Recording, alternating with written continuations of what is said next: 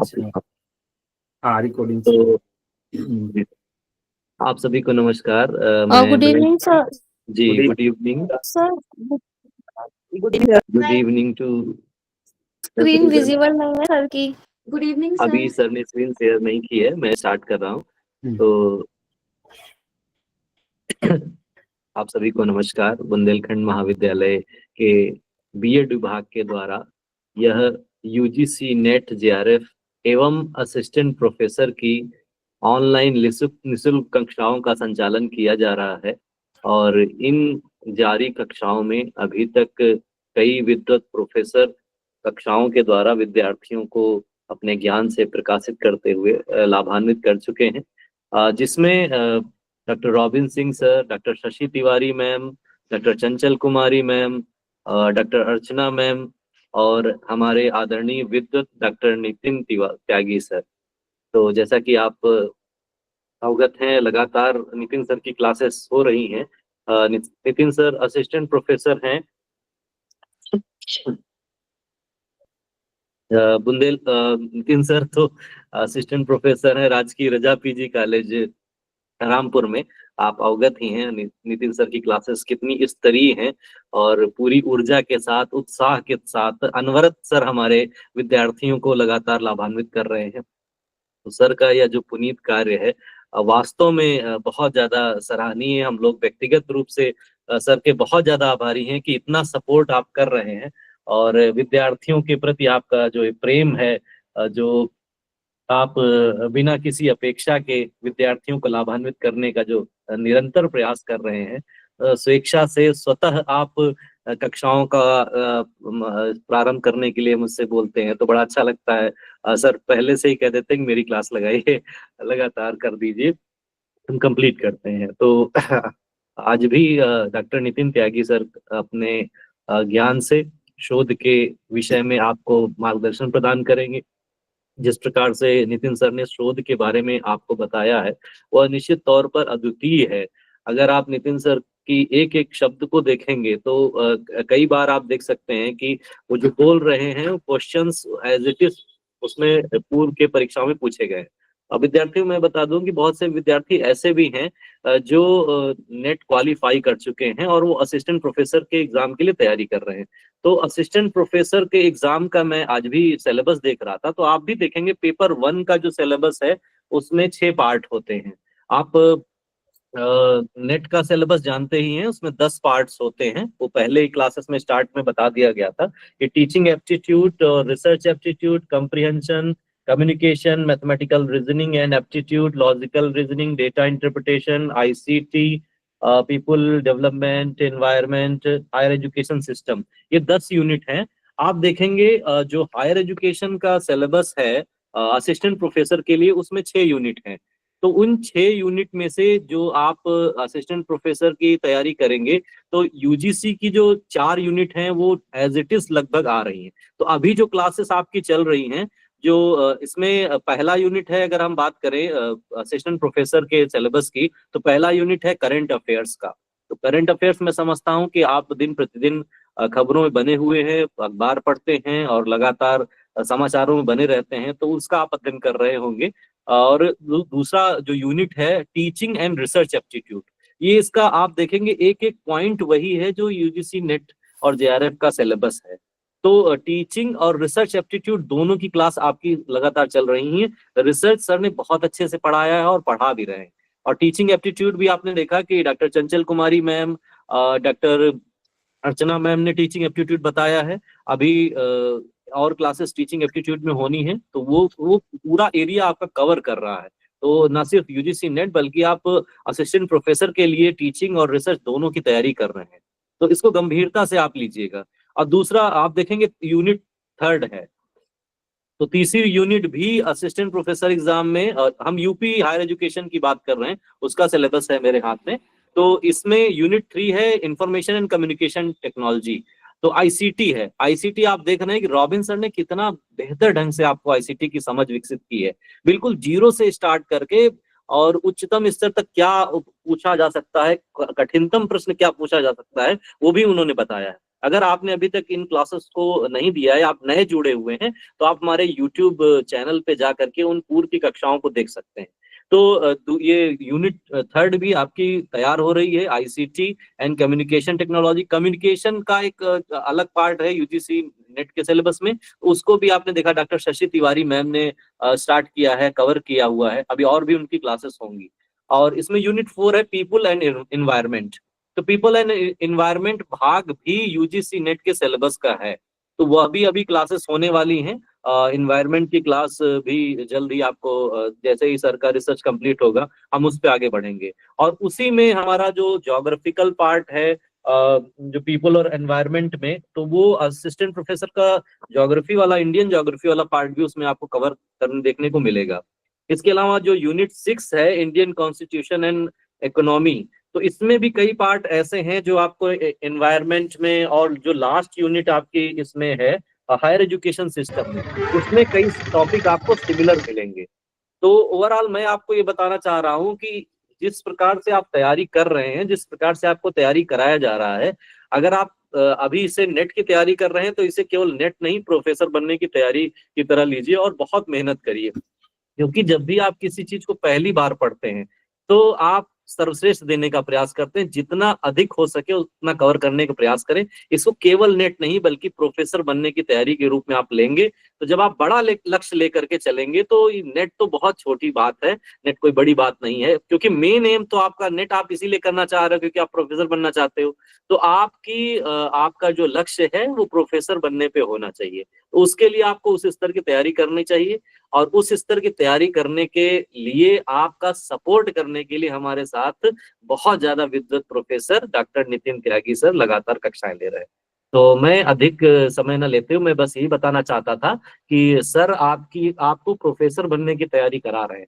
जिस लेवल के वो क्वेश्चंस करा रहे हैं, जिस लेवल का स्टडी मटेरियल आपको दे रहे हैं, जिस लेवल से वो आपको समझा रहे हैं, वो प्रोफेसर के लेवल की ही चीजें हैं। वो बिल्कुल शून्य से शिखर पर पहुंचाने वाली बात हो जाती है कि बिल्कुल गूढ़ता से आपको जो है विषय वस्तु का ज्ञान प्रदान कर रहे हैं। तो आदरणीय विद्वत डॉक्टर नितिन कुमार त्यागी सर का पुनः बुंदेलखंड महाविद्यालय का बीएड विभाग हार्दिक स्वागत एवं अभिनंदन करता है। आदरणीय बड़े भाई लगातार मार्गदर्शन दे रहे हैं, तो मैं अधिक विलंब न करते हुए अब मैं चाहता हूं कि डॉक्टर नितिन त्यागी सर अपनी पूर्व की कक्षाओं को आगे बढ़ाएं और विद्यार्थियों को अपने ज्ञान से लाभान्वित करें। बहुत बहुत स्वागत है आदरणीय सर। बहुत बहुत धन्यवाद मयंक भाई, और सभी छात्रों को भी, आपको सभी को शुभ संध्या। साथियों, मैं आज के लेक्चर शुरू करने से पहले आपको स्पष्ट रूप से बता देना चाहता हूं कि आज जो इस लेक्चर में आप सब जुड़ेंगे अत्यंत भाग्यशाली रहेंगे। जो ये लेक्चर है इसकी अनेकों बातें हमें असिस्टेंट प्रोफेसर बनने के बाद पता चली थी। हम सोचते थे कि क्योंकि किताबों में वो चीज मिलती नहीं थी, बताने वाला कोई था नहीं, तो वो गैप रह गया था बहुत बड़ा। और एक प्रोफेसर, जब मेरा सिलेक्शन हो गया उसके बाद में एक प्रोफेसर से वार्तालाप के बीच एक एक ऐसी शब्दावली आई, उन्होंने मुझसे पूछी और मैं उसके बारे में बता नहीं पाया। तो उन्होंने कहा कि नितिन, मुझे अपेक्षा नहीं थी कि तुम्हें ये वाली चीजें पता नहीं होंगी। तो मुझे लगा कि ज्ञान कितना अथाह है। मतलब हम समझते हैं कि हमने कितना पढ़ लिया लेकिन कुछ नहीं पढ़ा, बहुत क्षेत्र रह जाते हैं। तो मैंने भाग्यशाली आपको इसी संदर्भ में कहा कि अभी तो आप बहुत इनिशियल स्टेज में है, जो मेरे कुछ साथी जुड़े हुए हैं असिस्टेंट प्रोफेसर की तैयारी कर रहे हैं, उनके लिए इसलिए लाभकारी हो सकता है उन्होंने भी उस दृष्टि से कभी इन चीजों को ना पढ़ा हो। तो ये जो मैं आज हम यहाँ डिस्कस करने के लिए जा रहे हैं, ये नेट के फर्स्ट पेपर की यूनिट है, लेकिन बहुत डिटेल्ड और डीपली मैंने तैयार की है। शुरुआत धीमी होगी, फिर फ्रंट फुट पर खेलेंगे, फिर ये लेक्चर लास्ट तक आप बंधे रहना, बहुत नई चीजें पता चलेंगी। और बाद में इस लेक्चर की महत्ता आपको साल 2 साल 3 साल बाद पता चलेगी कि कभी मयंक सर ने कोई लेक्चर कराया था, वो क्या था असल में। तो आपको भी थोड़ी जिज्ञासा बढ़ गई होगी। शुरू करते हैं आज का लेक्चर और बंधे रहना पूरे लेक्चर के दौरान। चलिए, तो मैं शुरू करता हूँ स्क्रीन शेयरिंग।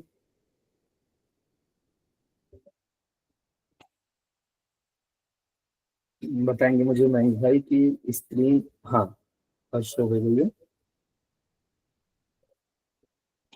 ठीक है, विजिबल है मयंक भाई? प्रियंका, विष्णु? विजिबल है सर, विजिबल है। Yes sir. Yes, sir. Visible. Very nice. ठीक है, ओके। तो जैसा मैंने बताया कि शुरुआत धीमी करेंगे और फिर बाद में लेक्चर में आएंगे फ्रंट फुट पर। तो शुरुआत करते हैं रिसर्च पेपर से। तो जैसा कि ये लिखा हुआ है, ये आपकी यूनिट है फर्स्ट पेपर में, नेट के फर्स्ट पेपर में सेकंड यूनिट में टॉपिक है academic thesis writing, research paper writing, है ना? कोई अनम्यूट हो गया है, म्यूट कर लो अपने आप को। तो बात करते हैं, मैं कर रहा हूँ। अच्छा, तो बात करते हैं रिसर्च पेपर की। गाहे बगाहे अब तक आप अनेकों रिसर्च पेपर देख चुके होंगे, किसी और का लिखा हुआ, किसी पत्रिका में, कहीं इंटरनेट पे पढ़ लिया होगा, है ना?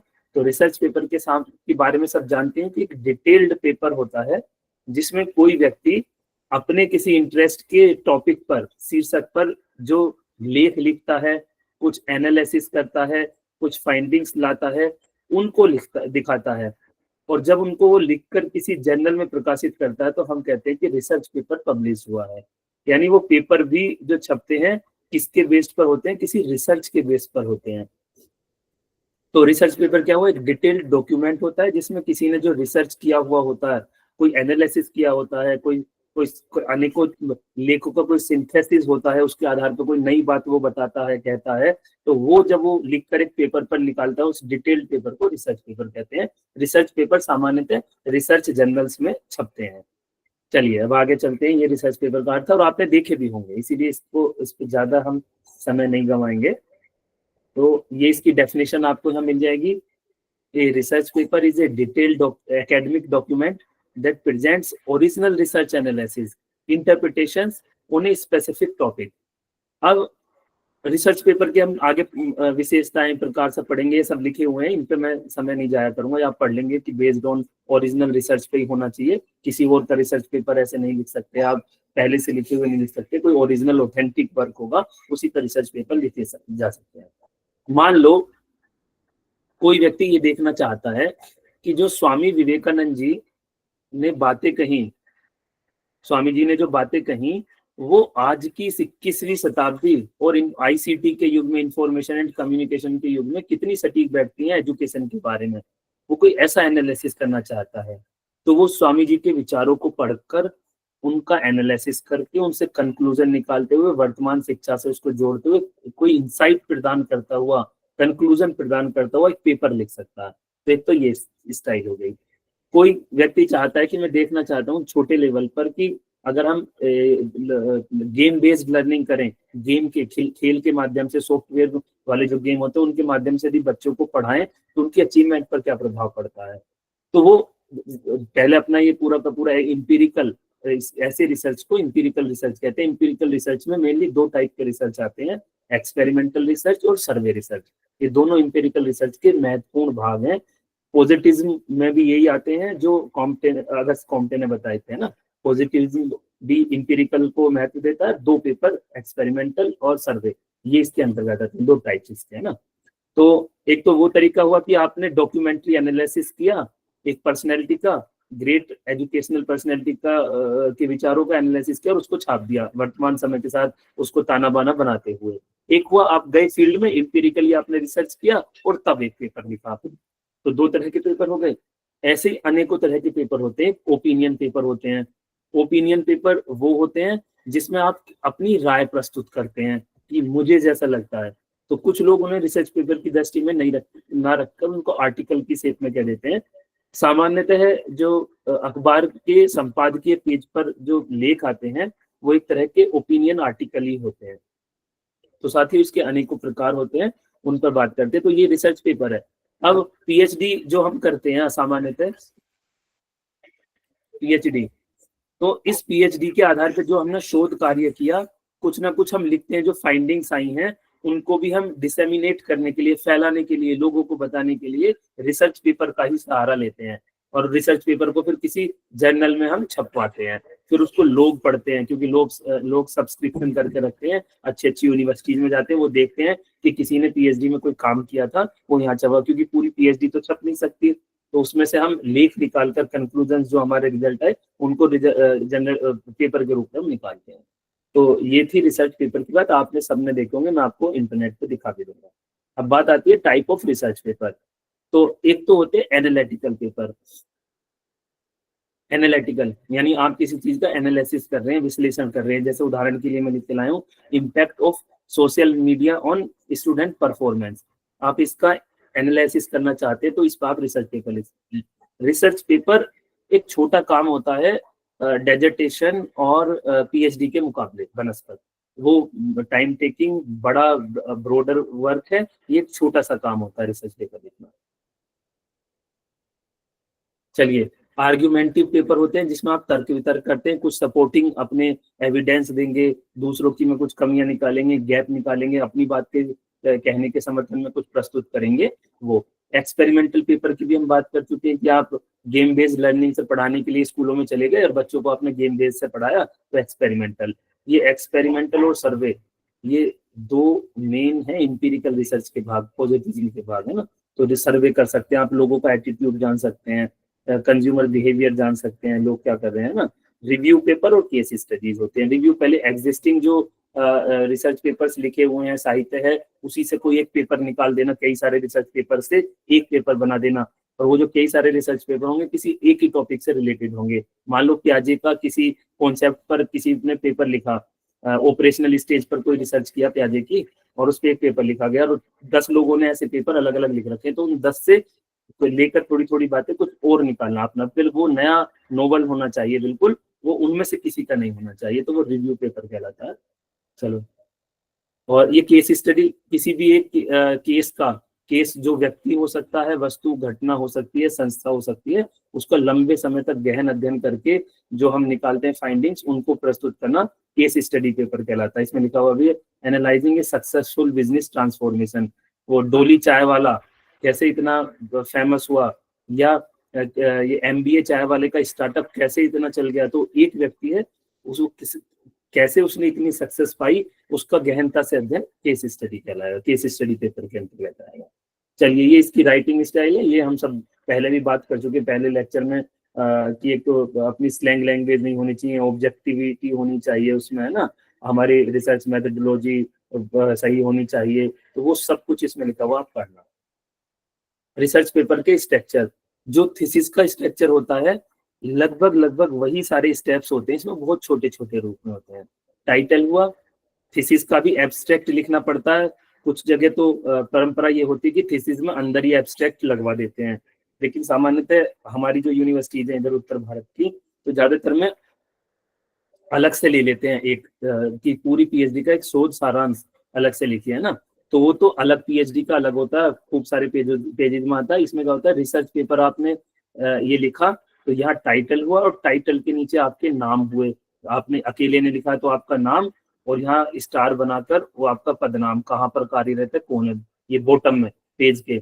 और फिर टाइटल के बाद नाम, और उसके बाद में यहाँ रिसर्च पेपर का एब्स्ट्रैक्ट लिखा जाता है, जिसको सारांश कहते हैं, शोध सारांश यहाँ पे लिखा जाता है।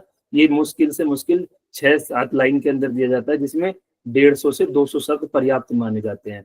तो अच्छा सारांश एब्स्ट्रैक्ट जो होता है वो 150 से 200 शब्दों का होता है। और रिसर्च पेपर के जो मेन बॉडी है, पार्ट है, इंट्रोडक्शन शुरू होने से पहले ये होता है। ये परंपरा होती है कि रिसर्च पेपर में सारांश के नीचे कीवर्ड देने चाहिए, तो उस रिसर्च पेपर में मुख्य जो कीवर्ड यूज हुए हैं वो सारांश के नीचे की साइड में लिखे जाते हैं। तो रिसर्च पेपर में सबसे पहले टाइटल हुआ, फिर एब्स्ट्रैक्ट हुआ, उसके बाद कीवर्ड्स हुए, और फिर उसके बाद इंट्रोडक्शन, फिर लिटरेचर रिव्यू। आपने एक ये हेडिंग डालेंगे और जो जहाँ से उस रिसर्च उस टॉपिक के बारे में पढ़ा, पहले क्या हुआ, गैप क्या रह गए, वो सब लिटरेचर रिव्यू। फिर आपने उस रिसर्च पेपर में कैसे काम किया, आपने डॉक्यूमेंट्री एनालिसिस किया, केस स्टडी की, एक्सपेरिमेंटल किया, सर्वे किया, वो सब उसमें बताना होता है और एनालिसिस सब करना होता है। फिर रिजल्ट की बारी आती है, फिर डिस्कशन करते हैं, कंक्लूजन निकालते हैं, और सबसे लास्ट में रेफरेंस देते हैं। और ये मुश्किल से मुश्किल 4 से 5 पेजेस में किया जाता है सारा काम। तो जहाँ थीसिस होती है लगभग 250 से 300 पेजेस की, तो रिसर्च पेपर होता है, अच्छा रिसर्च पेपर 3 से 4 पेज का इनफ माना जाता है। कभी कभी संख्या इसकी 8 पेज तक भी पहुंच जाती है, लेकिन ज्यादातर जो जर्नल्स होते हैं वो 3 से 4 पेजेस का स्वीकार करते हैं और लगभग 2500 से 3000 शब्द में रिसर्च पेपर अच्छा माना जाता है। ये रिक्वायरमेंट होती है। मैं आपको ये जनरल रिक्वायरमेंट्स बता रहा हूँ, जो जर्नल्स की रिक्वायरमेंट बेसिक होती हैं कि भाई आपका रिसर्च पेपर 2500 से 3000 शब्द, यानी इसका मतलब लगभग 4 से 5 पेज का बैठ जाएगा, है ना। इतना, बस इससे ज्यादा लेंथी नहीं होना चाहिए। इसमें ही आपको अपनी बात गागर में सागर भरना है, पूरी बात कह देनी है। चलिए, तो ये हुआ, ये हुई थी अब तक रिसर्च पेपर की बात। कोई नहीं, ये रिसर्च पेपर बहुत ही आसान टॉपिक है, इसलिए मैंने कहा था शुरुआत थोड़ी धीमी होगी, है ना। तो अब पब्लिकेशन प्रोसेस की बात आती है। मान लो आपने स्वामी विवेकानंद जी के विचारों का विश्लेषण किया आज 21वीं शताब्दी में आईसीटी के युग में, आपने उस पर अपना सब कुछ लिखा, आपने डॉक्यूमेंट्री एनालिसिस किया, सब लिखा, एक पेपर तैयार हो गया, बाद में उसमें रेफरेंसिंग वगैरह सब कुछ लिखी। अब आती है उसकी पब्लिकेशन की बात, तो कहाँ छपवाएं। तो अनेकों तरह के जर्नल होते हैं जिनकी हम आगे बात करेंगे। तो ये पेपर का छपना और उसका तैयार होना निर्भर करता है आप किस प्रकार के जर्नल में छपवा रहे हैं, और जिस जर्नल के लिए भेज रहे हैं उसकी अपनी गाइडलाइंस होती हैं, उनको फॉलो करना जरूरी होता है। जैसे ज्यादातर मैं आपको बता दूं, जो हिंदी में मांगते हैं ना, जर्नल की रिक्वायरमेंट होती है कुर्ती देव 10 में होती है कि हिंदी में आपके कुर्ती देव 10 में फॉन्ट होना चाहिए, फॉन्ट साइज 12 होना चाहिए, या 14 मांग लेते हैं कभी कभी। इंग्लिश में न्यू टाइम्स रोमन में मांगते हैं, ये बेसिक रिक्वायरमेंट है, और फॉन्ट साइज 12 होना चाहिए। इस तरह की सबकी गाइडलाइंस होती हैं। 2500 से ज्यादा शब्द नहीं होने चाहिए, कोई 3000 तक कह देता। तो जिस जर्नल में आप अपना रिसर्च पेपर भेज रहे हैं, आपको पहले उसकी गाइडलाइन पढ़ लेनी चाहिए, वरना आपका पेपर रिजेक्ट हो जाएगा। पेपर रिजेक्शन के सबसे बड़ा कारण होता है उस जर्नल की गाइडलाइंस को आपका पेपर फॉलो नहीं करता, वो रिजेक्ट कर देते हैं। तो ये ध्यान रखना, अच्छे जर्नल्स को में भेजने से पहले, जैसे यूजीसी केयर लिस्ट है, स्कोपस है, एससीआईज के जर्नल होते हैं ना, तो उन सब में भेजने के लिए आपको पहले उसकी गाइडलाइन पढ़नी चाहिए, फिर अपने पेपर को मॉडिफाई करना चाहिए उनकी गाइडलाइन के हिसाब से। आपके पेपर में बैठ रहे हैं 2600 शब्द और यूजीसी केयर लिस्टेड जर्नल ने कहा था कि हमें 2000 तक शब्द चाहिए, तो 600 वर्ड आपको निकालने पड़ेंगे अपने रिसर्च पेपर से यदि उस जर्नल में भेजना है। उसकी गाइडलाइन आपको फॉलो करनी पड़ेगी। तो वो ऑथर के लिए गाइडलाइन होती है, formatting, word limit, referencing style लिख देते हैं कुछ पेपर। तो जो 3 बड़ी रेफरेंसिंग स्टाइल होती हैं वो मैं कल भी बता के आया था। एक तो एपीए है, अमेरिकन साइकोलॉजिकल वो, और एक शिकागो है, सीएमएस कहते हैं उसको, शिकागो मैनुअल स्टाइल, और एक होती है एमएलए, मॉडर्न लैंग्वेज एसोसिएशन। ये दुनिया की सबसे बड़ी 3 रेफरेंसिंग स्टाइल है जो यूज की जाती है दुनिया भर में। तो हमारे इंडिया में मेनली एपीए स्टाइल ही चलती है, पर ऐसा हो सकता है कोई स्पेसिफिक जर्नल हो और वो कहे कि जी रेफरेंसिंग स्टाइल सीएमएस में होनी चाहिए, रेफरेंस आपके, या एमएलए में होनी चाहिए। तो फिर आप एमएलए इंटरनेट पे पढ़ेंगे, एमएलए कैसे लिखते हैं उसके उदाहरण देखेंगे, फिर अपने रेफरेंसेस को मॉडिफाई करेंगे एमएलए के अकॉर्डिंग, क्योंकि आपने तो एपीए में लिखे थे, पर जर्नल कह रहा था कि हम तो, हमारे यहाँ रेफरेंस अगर आप पेपर भेजें तो उसमें एमएलए की स्टाइल में हो। तो ये गाइडलाइन होती है। जब आप जर्नल की गाइडलाइन पढ़ेंगे फिर अपने पेपर को मॉडिफाई करें, फिर ये रिव्यू प्रोसेस होता है ना। तो जब आपने जर्नल की गाइडलाइन सब पूरी कर ली है और उन्होंने प्रथम दृष्टा देख लिया कि ये योगेश कुमार ने पेपर भेजा है, पेपर हमारी गाइडलाइन के अकॉर्डिंग है, लेकिन इसका कंटेंट स्तरीय है या नहीं है, अच्छा है या नहीं है, तो इसके लिए फिर उसको रिव्यू के लिए भेजते हैं। तो 3 तरह से रिव्यू होते हैं। इंटरव्यू के पर्पज से आपको ये तीनों रिव्यू पता होने चाहिए, इनको लिख लेना, याद रखना इनको, है ना। मेनली अनेकों तरह के रिव्यू होते हैं, मेन 3 तरह के रिव्यू होते हैं, single blind review, double blind review और ओपन पीयर रिव्यू। तो सिंगल ब्लाइंड ये रिव्यू का प्रोसेस ये होता है कि जर्नल क्या करते हैं, जर्नल्स आपके गए हुए पेपर को उसी विषय के एक्सपर्ट पास भेजते हैं, तो तब हम कहते हैं कि रिव्यू करने के लिए पेपर भेजा गया, पेपर रिव्यू होने के लिए गया, तो उसको रिव्यू दोबारा देखते हैं, बारीकी से उसमें छानबीन करते हैं, कमियां निकालते हैं, यदि कमियां होती है तो दोबारा ऑथर को वापस कर दिया जाता है, वो उसको सुधार करके भेजता है। तो ऐसे 3 तरह से होता है। तो एक तो होता है स्टाइल की बात हम कर रहे हैं, single blind review, single blind. तो उसमें क्या होता है कि जिसने रिसर्च पेपर लिखा है उसका नाम प्रोफेसर या जो भी रिव्यू कमेटी है उसके पास चला जाता है, उसका नाम। तो रिव्यू करने वाले को पता होता है कि नितिन कुमार त्यागी का ये पेपर है जो रजा राजकीय कॉलेज में प्रोफेसर है। ये जरूरी नहीं कि उन्हें वो मुझे जानते हो, पर पेपर जो मेरा रिसर्च पेपर है उस पर मेरा नाम चला जाएगा तो वो पढ़ लेंगे, उनको पता है, तो इसे कहते हैं सिंगल ब्लाइंड। यानी मेरे लिए तो वो ब्लाइंड है, मुझे नहीं पता मेरा पेपर किस प्रोफेसर के पास रिव्यू होने के लिए गया है, लेकिन प्रोफेसर को पता है कि किसका पेपर मेरे पास आया है, इसे कहते हैं single blind review. Double blind review वो होता है कि जिसमें ना तो ऑथर को ही पता होता है और ना ही रिसर्चर को पता होता है कि उसका पेपर किसके पास गया, और ना प्रोफेसर को पता, रिव्यू करने वाली कमेटी को पता कि किसका पेपर आया। यानी पेपर पर कोडिंग डाल दी जाती है और उसका नाम हटा दिया जाता है, तो हमें तो पता ही नहीं कि जनरल ने कहाँ भेजा है, हम तो ब्लाइंड है। अब प्रोफेसर या कमेटी जिसके पास गया उसके पास भी नाम नहीं गया तो उन्हें भी नहीं पता, तो इसको कहते हैं डबल ब्लाइंड रिव्यू। अच्छा माना जाता है बहुत, क्योंकि इसमें बाइसनेस नहीं आ सकती। कोई मुझे जानता हो नितिन त्यागी है और पेपर गया हो मेरा रिव्यू कमेटी के सामने, तो हो सकता है वो कुछ कमियों को इग्नोर कर दें जिससे पेपर की गुणवत्ता में कमी आ सकती है, तो ये डबल ब्लाइंड रिव्यू अच्छा माना जाता है। फिर है ओपन पीयर रिव्यू।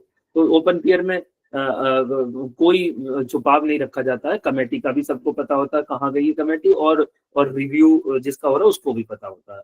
तो जिसमें दोनों को एक दूसरे का पता होता है वो उसमें कोई जो है छुपाव नहीं होता है, कोई हिडन कंटेंट नहीं होता, उसमें कहते हैं ओपन रिव्यू है। जर्नल भी क्या करता है आमतौर पर, ऐसे जो ओपन पीयर रिव्यू जर्नल्स होते हैं अपने जर्नल में ऊपर ही लिख देते हैं कमेटी का नाम कि हमारे जर्नल की रिव्यू कमेटी कौन कौन सी है।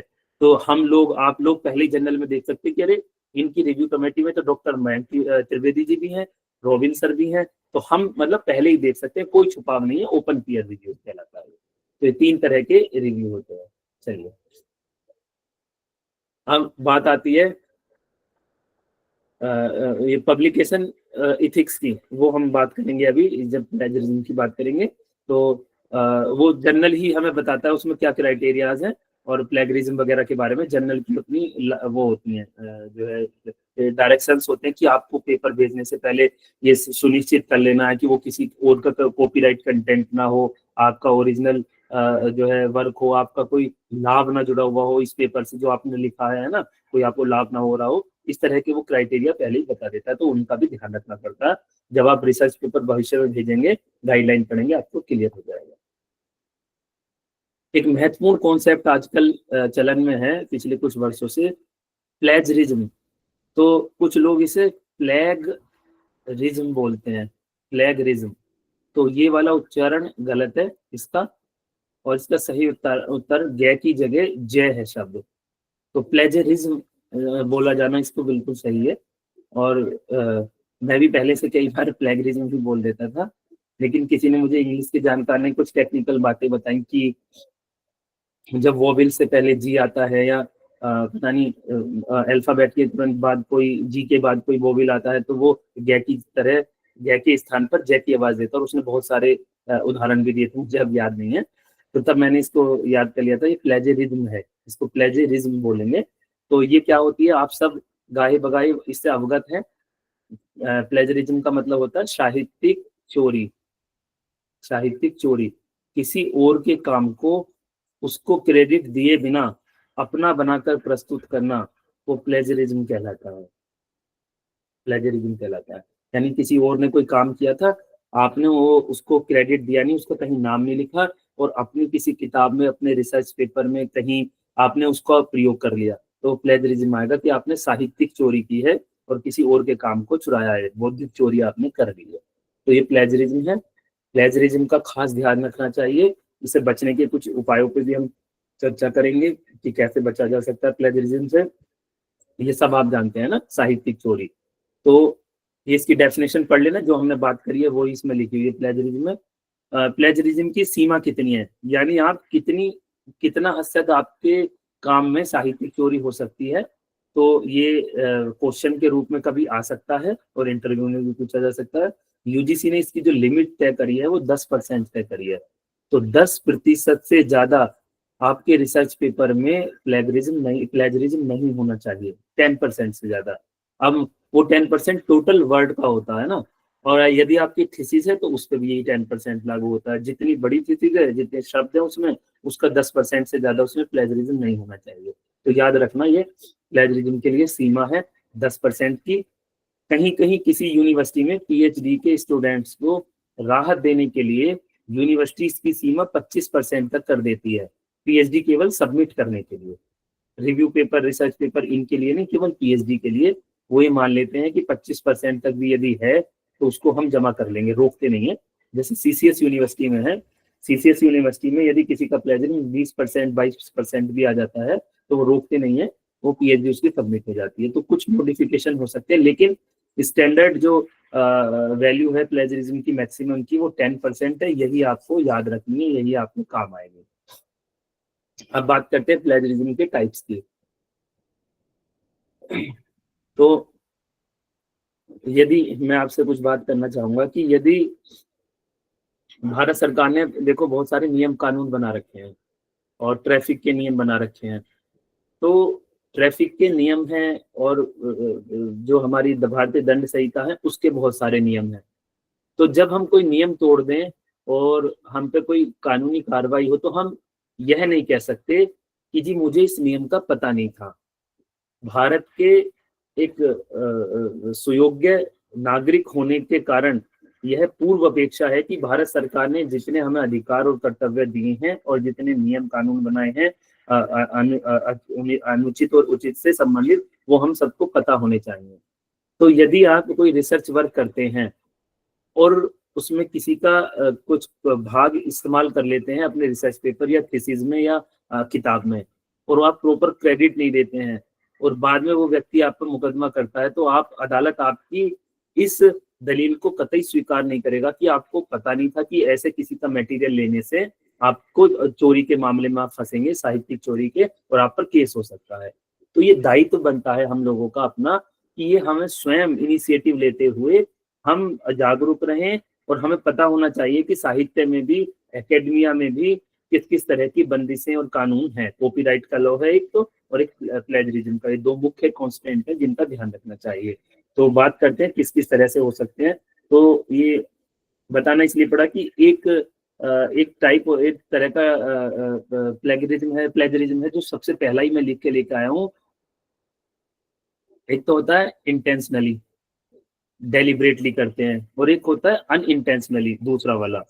तो कई बार लोग ये कहते हैं कि भाई हमसे तो अनइंटेंशनली हुआ, मतलब हमारी कोई इंटेंशन ऐसी नहीं थी, ये हमसे तो हो गया ऐसा काम, लेकिन उसका तात्पर्य ये नहीं हुआ कि उसकी जो है इंटेंशन खराब नहीं थी, लेकिन उसने यूज कर लिया तो वो बच गया है, कार्रवाई उस पर भी होगी, है ना। तो वो दूसरे तरह से कार्रवाई होगी, फिर उसको जो है मॉडिफाई करना पड़ेगा, उसको अन्य तरह की चीजें डायरेक्ट करते हैं ना। तो एक तो होता है आपने डेलिबरेटली किसी की किताब में से कुछ चुराया और बिना उसको प्रॉपर साइट करे हुए, उसका नाम लिखे हुए, उसको एक्नॉलेज करे हुए, उसको क्रेडिट दिए हुए आपने यूज कर लिया, तो ये एकेडमिक जो है डिसऑनेस्टी हुई आपकी, है ना। तो ऐसा नहीं कर सकते। एक तो ये होता है जानबूझकर, आपको प्लेजरिज्म के रूल्स का पता है, आपको पता है मैं फंसूंगा, चोरी में आऊंगा, है ना। दूसरा होता है अनइंटेंशनली, तो वो गलती से हो गया, यानी आपको पता नहीं था कि कोमा, इन्वर्टेड कोमाज में कोटेशन लिखनी चाहिए, उसके बाद में राइटर का नाम लिखना चाहिए, वो बिल्कुल ही गलती में हुआ। तो अगर वो हो गया है तो फिर उसको वो पता चल जाता है, पुअर पैराफ्रेजिंग से वो सॉफ्टवेयर बता देते हैं ना। मिसिंग साइटेशन से आपने प्रयास किया साइटेशन देने का, गलत तरीके से दे दिया, पैराफ्रेजिंग की वो गलत तरीके से कर दिया, है ना, रॉन्ग साइटेशन फॉर्मेट। तो इनसे पता चल जाता है कि इस व्यक्ति का इंटेंशन गलत नहीं थी, इसने प्रयास किया था वो बताने का कि मैंने कहीं से कुछ लिया है, लेकिन ठीक से बता नहीं पाया है, तो पता चल जाता है उसका, है ना। तो बोला जाता है अनइंटेंशनल प्लेजरिज्म। एक वर्बेटम होता है डायरेक्ट प्लेजरिज्म, है ना। तो ये तो जानबूझकर हुआ प्लेजरिज्म, इसमें शब्द से भी ले सकते हैं कुछ थोड़ा बहुत बदलाव करके, लेकिन ये तो होता है वर्ड फॉर वर्ड प्लेजरिज्म, कॉपिंग, बिल्कुल हूबहू किसी का काम उतार देना, डायरेक्ट या वर्बेटम प्लेजरिज्म कहलाता है। तो ये गंभीर अपराध की श्रेणी में ये आते हैं, अनइंटेंशनल को छोड़ के सब, है ना। फिर पैच वर्क, अलग अलग तरह से कहीं से कुछ ले लिया, कहीं से कुछ थोड़ा सा ले लिया, और कहीं की ईंट कहीं का रोड़ा, भानबती ने कुनवा जोड़ा, आपने कुछ यहाँ से उठाया, कुछ यहाँ से उठाया, कुछ यहाँ से, और एक रिसर्च पेपर लिख के बोले देखो मैंने एक रिसर्च पेपर लिख दिया है, जबकि वो तो पैच वर्क से ज्यादा कुछ भी नहीं था, आपने दूसरों का काम वो यूज किया। सेल्फ प्लेजरिज्म भी प्लेजरिज्म की श्रेणी में आता है, इसको याद रखें। यदि आपने पहले कोई रिसर्च पेपर लिखा है, बुक लिखी है या शोध कार्य किया है, तो आप उसको एज इट इज दूसरे में यूज नहीं कर सकते। ऐसे तो आप अपने ही काम को बार बार कई बार इस्तेमाल करके कई रिसर्च पेपर लिख सकते हैं, कई जगह उसका उपयोग कर सकते हैं, तो रीयूज नहीं कर सकते पूरा का पूरा ऐसे ही। और जहां यूज करेंगे तो जैसे अदर्स को आप साइट करते हैं, साइटेशन देते हैं, रेफरेंस देते हैं, ऐसे ही अपने काम का भी देना पड़ेगा उसमें कि ये काम मैंने फला सन में इसी टाइटल के साथ यहाँ किया, वही जैसे साइटेशन देते हैं वो करना पड़ेगा। आप उसको बिना साइट करे अपने काम को चुपचाप यूज नहीं कर सकते कि ये तो मेरा ही काम है, किसी को क्या दिक्कत होगी। तो दिक्कत होगी क्योंकि आप अपने काम का गलत तरीके से दोबारा उपयोग कर रहे हैं, तो वो प्लेजरिज्म की श्रेणी में आ गए, सेल्फ प्लेजरिज्म है। ये और प्लेजरिज्म के प्रकार हैं जो मेन थे वो हमने डिस्कस कर लिए, इनको आप पढ़ लेना एक बार में, क्योंकि लेक्चर में आगे चलते हैं जो इसके इंपॉर्टेंट पार्ट में है। तो मेन यही थे, सेल्फ प्लेजरिज्म आया और मोज़ेक आया, पैचवर्क, डायरेक्ट वर्बेटम, अनइंटेंशनल और इंटेंशनल जो है प्लेजरिज्म। चलिए अब प्लेजरिज्म, ये जो एकेडमिक मिसकंडक्ट है, तो उनसे जुड़ी हुई दो महत्वपूर्ण टर्म्स और हैं जो कि प्लेजरिज्म के जैसी ही हैं। तो एक ये टर्म एक बार कहीं पूछी गई थी, मुझसे पूछी गई थी, मैं इसको बता नहीं पाया था।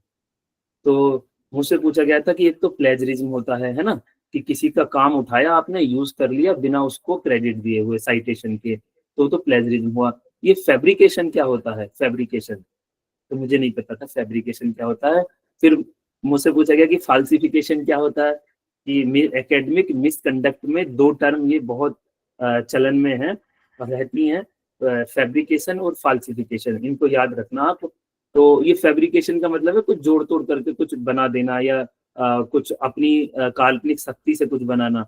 फैब्रिकेशन वर्क आपने देखा होगा सड़कों के किनारे, जो ये रेलिंग बनाते हैं, लोहे के गेट बनाते हैं, फैब्रिकेटर्स लिख देते हैं ना, तो बिल्कुल उसी की तरह कि कुछ कल्पना शक्ति से बनाया हुआ। पर जब हम उसको एकेडमिक इसमें एकेडमिया में यूज करते हैं इस वर्ड को, तो तब हम कहते हैं कि क्रिएटिंग फॉल्स और नॉन एग्जिस्टिंग डाटा।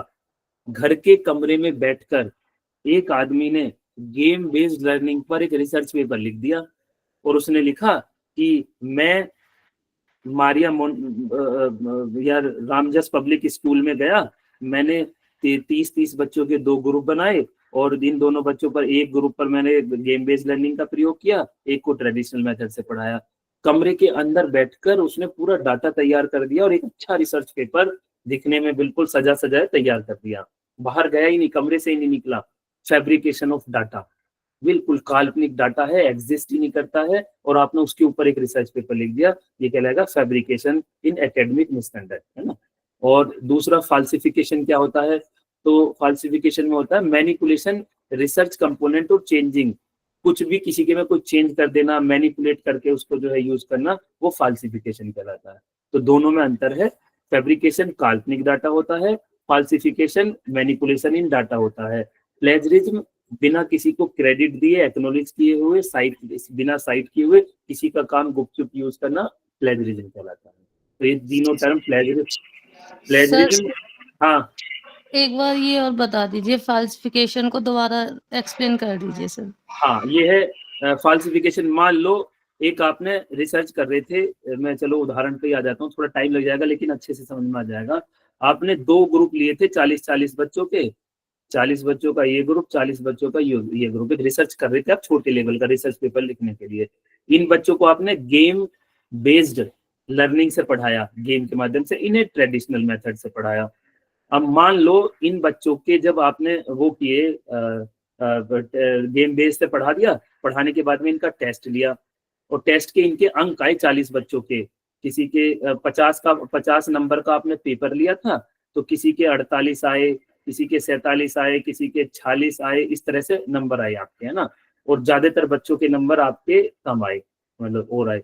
और ऐसे इसमें जब ट्रेडिशनल में पढ़ाया तो इनके भी बच्चों के ज्यादा ही नंबर आए, किसी के 49 आ गए, किसी के 42 आ गए, किसी के 36 आ गए। तो अब आपको ये लगा, आप चूंकि रिसर्च तो आप ही करने वाले थे, आपके पास ही दोनों ग्रुप के नंबर थे, तो आपको लगा कि ये जो ये है ट्रेडिशनल मेथड वाला है, इसमें तो एक बच्चे के नंबर 49 हैं, इतने तो गेम बेस्ड में भी नहीं आए, किसी के गेम बेस्ड वाले के भी 48 ही हैं। तो अब आप अपनी इच्छा से इस डाटा को मैनिपुलेट कर रहे हैं कि यार मैं तो इसको हटा देता हूँ, इस वाले नंबर को मैं इसे काउंट ही नहीं करता, या इसको कम करके काउंट करूंगा। तो डाटा में हेर फेर कर देना, चेंज कर देना, ये भी एकेडमिक मिसकंडक्ट में आता। अपनी इच्छा के अनुसार अच्छा अच्छा, मीठा मीठा गप गप, कड़वा कड़वा थू थू, मतलब जो अच्छा लग रहा है उसको तो मैं प्रस्तुत कर रहा हूँ, जो खराब चीज है उसको मैं छुपा के चल रहा हूँ। तो ये कहलाता है फाल्सिफिकेशन, मोडिफिकेशन इन डाटा, ऑल्ट्रेशन इन डाटा, या मैनिपुलेशन इन रिसर्च कंपोनेंट, ये कहलाता है। क्लियर है ये बात कि अपनी मर्जी से कुछ डाटा में हेर फेर कर देना फाल्सिफिकेशन कहलाती है। कि रिसर्च तो आप ठीक करते आ रहे थे, पर कहीं पे कुछ ऐसी चीज लगी जो आपके मन के मुताबिक नहीं हो रही थी, तो आपने उसको चेंज कर दिया, उसमें कुछ गड़बड़ कर दी, उसमें कुछ अपनी इच्छा के अनुसार उसमें ऑल्ट्रेशन कर दिया, ये कहलाता है फाल्सिफिकेशन। क्लियर है? जी सर, थैंक यू। और फैब्रिकेशन में तो बिल्कुल ही सब झूठा था, एक कमरे के अंदर ही था, कहीं बाहर निकले ही नहीं थे। कम से कम फाल्सिफिकेशन में तुम गए तो सही थे, किसी कॉलेज में या स्कूल में गए, 2 ग्रुप बनाए, काम तो किया था, काम सही करने के बाद भी कहीं कुछ गड़बड़ कर दी, डाटा में मैनिपुलेट कर दिया, वो फाल्सिफिकेशन में आएगा। क्लियर है? आगे चलें। Yes sir. हाँ, देखो इसमें अंजू जब आप पढ़ोगे ना, अंजू कुशवाहा, शालिनी अहिरवार हैंड रेस किया है, क्या क्वेश्चन है आपका? कोई हैंड रेस आप तब करें जब आपका कोई क्वेश्चन हो। शालिनी, हाँ क्वेश्चन पूछे। नहीं है सर। तो फिर हैंड जो रेस है वो हटा लें। ओके। तो ये मैंने इसमें सब जो बातें मैंने बताई हैं, ये देखो इसमें मैं लिख के लाया हूँ, है ना, ये सब लिखी हुई है, यहाँ पढ़ लेना तो बिल्कुल क्रिस्टल क्लियर हो जाएगा, है ना। तो 2-3 ये शब्द याद रखने आपको, प्लेजरिज्म, फैब्रिकेशन और फाल्सिफिकेशन। ये फैब्रिकेशन और फाल्सिफिकेशन हमने भी काफी बाद में सुने थे। चलिए, तो ये तो हुई थी अब तक रिसर्च पेपर की बात। तो रिसर्च पेपर में हमें कोई ज्यादा टेंशन की जरूरत नहीं है। कोई एक छोटा पेपर लिखना होता है, किसी पर अपने विचार लिखने होते हैं, अगर यदि आर्गुमेंटिव है तो साथ में हमें एविडेंसेस भी देनी होती है, एक्सपेरिमेंटल करके लाएं तो पूरा प्रोसीजर बताना होता है, और हम किसी जर्नल में भेज सकते हैं। 3 बातों का ध्यान रखते हैं, वो तीनों हमने डिस्कस कर ली। अब एक और इम्पोर्टेंट कॉन्सेप्ट है एकेडमिक जर्नल।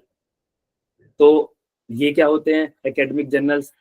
तो ये पत्रिकाएं होती हैं जिनमें रिसर्च पेपर सामान्यतः या शोध लेख छपते हैं, आर्टिकल्स छपते हैं, जिनके माध्यम से जनता तक, आम लोगों तक, शिक्षाविदों तक, संस्थाओं तक हमारे किए हुए रिसर्च पहुंचते हैं, वो एकेडमिक या रिसर्च जर्नल कहलाते हैं। जो एकेडमिक बिजनेस जर्नल्स अलग होते होंगे, और तरह के जर्नल्स, मेडिकल जर्नल्स अलग हैं, हमारे एकेडमिया के जर्नल्स जिनमें हम अपने एकेडमिक रिसर्च करते हैं, वो एकेडमिक जर्नल्स कहलाते हैं। ये डिसेमिनेट करते हैं हमारी फाइंडिंग्स को, हमने क्या किया था लोगों को बताते हैं इनके माध्यम से।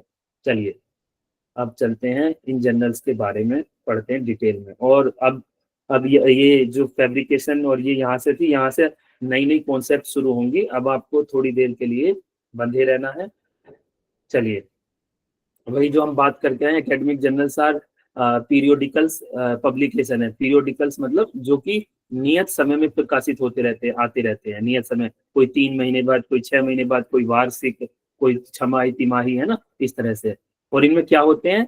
स्कॉलरली आर्टिकल्स होते हैं, जो शिक्षाविदों के द्वारा, रिसर्चर्स के द्वारा, प्रोफेसर्स के, एक्सपर्ट्स के द्वारा लिखे हुए होते हैं। और ये क्या करते हैं, इनका रोल क्या है? डिसेमिनेटिंग रिसर्च फाइंडिंग्स, जो भी रिसर्च हुए हैं उनकी फाइंडिंग्स को फैलाते हैं, जनता तक पहुंचाते हैं, लोगों तक, संबंधित तक पहुंचाते हैं। तो ये इनको रिसर्च जर्नल कहते हैं। ये इसकी डेफिनेशन आप पढ़ लेना। तो अनेकों तरह के रिसर्च जर्नल होते हैं, तो उनमें हम मेन डिस्कस करेंगे। तो एक सबसे कॉमन टाइप का रिसर्च जर्नल होता है पीर रिव्यूड या रेफर्ड जर्नल बोलते हैं इसको, रेफर्ड। तो पीयर रिव्यूड का मतलब होता है कि जिस लेवल के लोग भेज रहे हैं उसी लेवल के लोग, उनके संगी साथी उसको रिव्यू कर रहे हैं, तो पीयर्स के द्वारा रिव्यू हो रहा है, और कई सारे साथी हैं मिलजुल कर उसको रिव्यू करते हैं। और रेफर्ड भी दूसरा नाम होता है।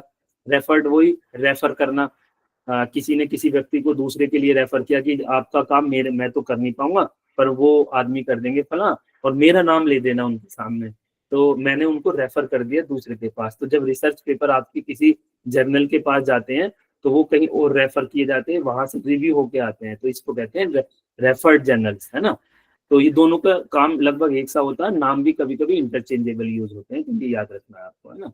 और एक ओपन एक्सेस जर्नल होते हैं, जो सबको फ्री में आर्टिकल अवेलेबल कराते हैं पढ़ने के लिए, उनकी कोई इतनी फीस नहीं होती।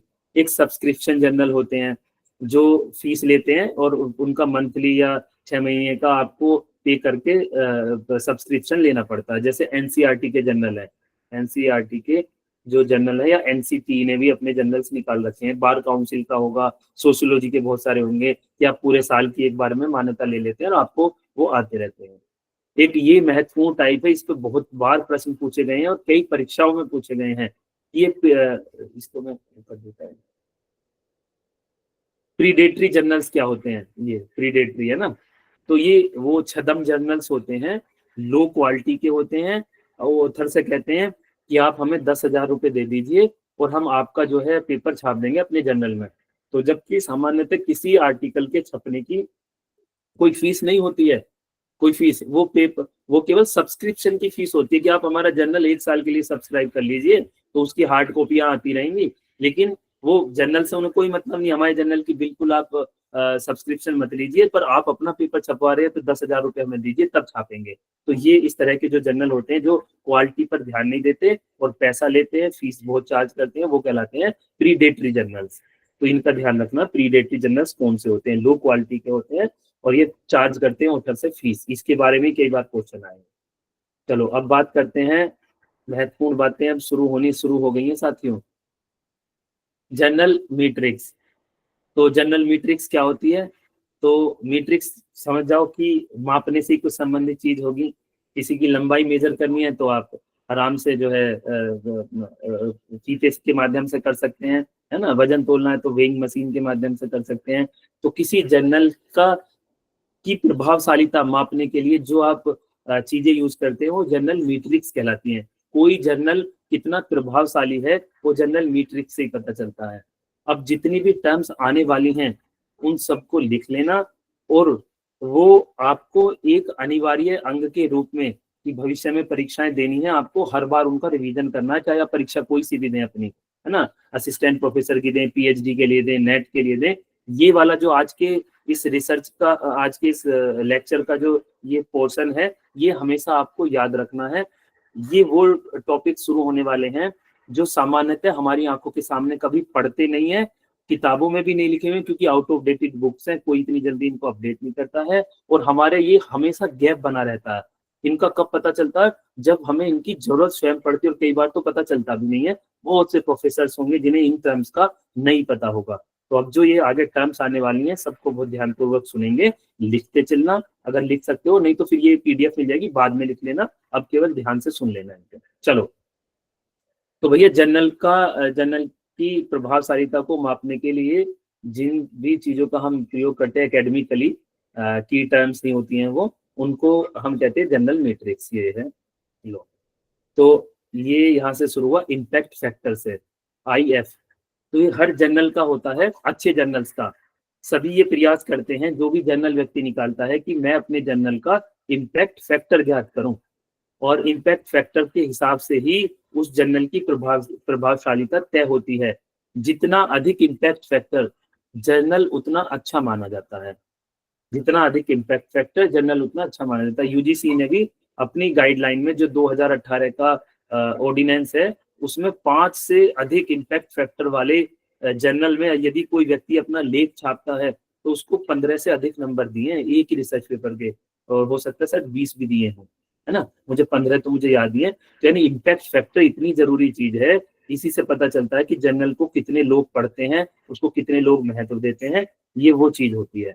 अब ये कैसे निकालते हैं, इस पर हम आते हैं। चलिए, तो इम्पैक्ट फैक्टर क्या है? ये जर्नल की प्रभावशालीता बताता है कि जर्नल कितना प्रभावशाली है, वो इम्पैक्ट फैक्टर कहलाता है जर्नल का। ये निकलता कैसे है जर्नल का इम्पैक्ट फैक्टर?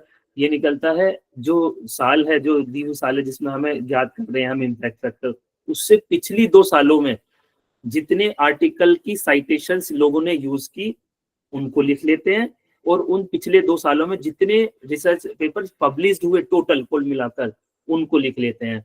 फिर उन साइटेशंस को जितने रिसर्च पेपर पब्लिश हुए थे उनके नंबर से भाग कर देते हैं, जर्नल का इम्पैक्ट फैक्टर आ जाता है। जैसे मान लो हम उदाहरण के लिए 2024 में कोई जर्नल आपके हाथ में आता है, आप देख सकते हैं बहुत सारे इंटरनेट पर पड़े हुए हैं। उस जर्नल में 2024 वाले जर्नल पे लिखा हुआ है इम्पैक्ट फैक्टर 6.86, ये लिखा हुआ है। तो ये चूंकि अब 2024 में इसको पढ़ रहे हैं, तो इसका मतलब ये इम्पैक्ट फैक्टर पिछले 2 साल की परफॉर्मेंस को बता रहा है, 2022 और 2023 को बता रहा है। यानी जिस साल इम्पैक्ट फैक्टर निकाला जाता है उससे पिछले 2 साल की जनरल की परफॉर्मेंस को वो बताता है इम्पैक्ट फैक्टर।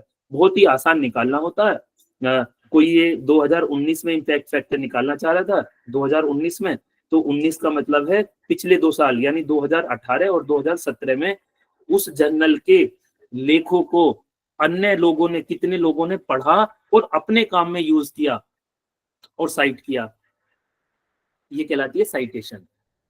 मयंक सर ने कोई रिसर्च पेपर लिखा था किसी जर्नल में और वो 2018 में पब्लिश हुआ था किसी जर्नल में। अब मेरे हाथ में वो जर्नल आया और मैंने देखा कि ये मयंक सर ने तो बड़ा अच्छा काम कर रखा है और मैं भी ऐसा ही कुछ काम करना चाहता था। मैंने उनके उस रिसर्च पेपर से कुछ इंसाइट ली, कुछ लिया और उनको साइटेशन अपने रिसर्च पेपर में भी दिया साइटेशन, और नीचे रेफरेंस उनका दिया कि मयंक सर की इस फला फला रिसर्च पेपर से मैंने पढ़ा, जो हमारा फॉर्मेट है और रेफरेंसिंग देने का जो फॉर्मेट है उसमें मैंने रेफरेंस दिया। तो इसका मतलब इस तरह कितने और लोगों ने उस जर्नल के लेखों को पढ़ा और अपने अपने काम में लिखा, बताया कि वो हमने उस जर्नल से, उस लेखक के लेख से हमने लिया है, ये बताया, वो कहलाता है साइटेशन। तो 2018 की टोटल साइटेशन, 2017 की साइटेशन, उस जर्नल में छपे हुए लेखों को कितने लोगों ने पढ़कर अपने काम में यूज किया और बताया, वो साइटेशन कहलाती है। उन साइटेशंस को जोड़कर यहाँ लिख लेते हैं और इन दोनों सालों में 2018 और 19 में जितने पेपर पब्लिश हुए थे उनको जोड़ के नीचे लिख देते हैं, भाग देते हैं, इम्पैक्ट फैक्टर आ जाता है। चलिए देखते हैं, ये है भैया लो। सर एक बार ये वाला- रिपीटेड कर दीजिए। हाँ मैं रिपीट कर देता हूँ, इस उदाहरण से पता चल जाएगा। ये बताइए जी। पहले प्रियंका, क्या प्रिया ये विजिबल है, ये जो एग्जाम्पल है यस सर, विजिबल है, काफी अच्छा है। विजिबल है? यस ठीक है, सर।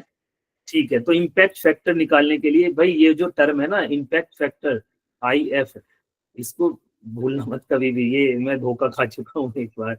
तो cite in 2014 to item publish in, अब हम 2024 का किसी का साइटेशन निकाल रहे हैं, तो 2014 का, सॉरी 2014 का, तो देखते ही समझ जाइए इम्पैक्ट फैक्टर यदि आप 2014 का निकाल रहे हैं या किसी जर्नल का इम्पैक्ट फैक्टर 2014 का लिखा हुआ है, तो इसका मतलब पिछले 2 सालों की परफॉर्मेंस, पिछले 2 की, तो 2013 और 2012 में उसके साथ क्या हुआ, जर्नल के लोगों ने कैसा रेस्पॉन्स दिया, कितना पढ़ा, कितना साइट किया, उसकी बात चल रही है, ये समझ जाना।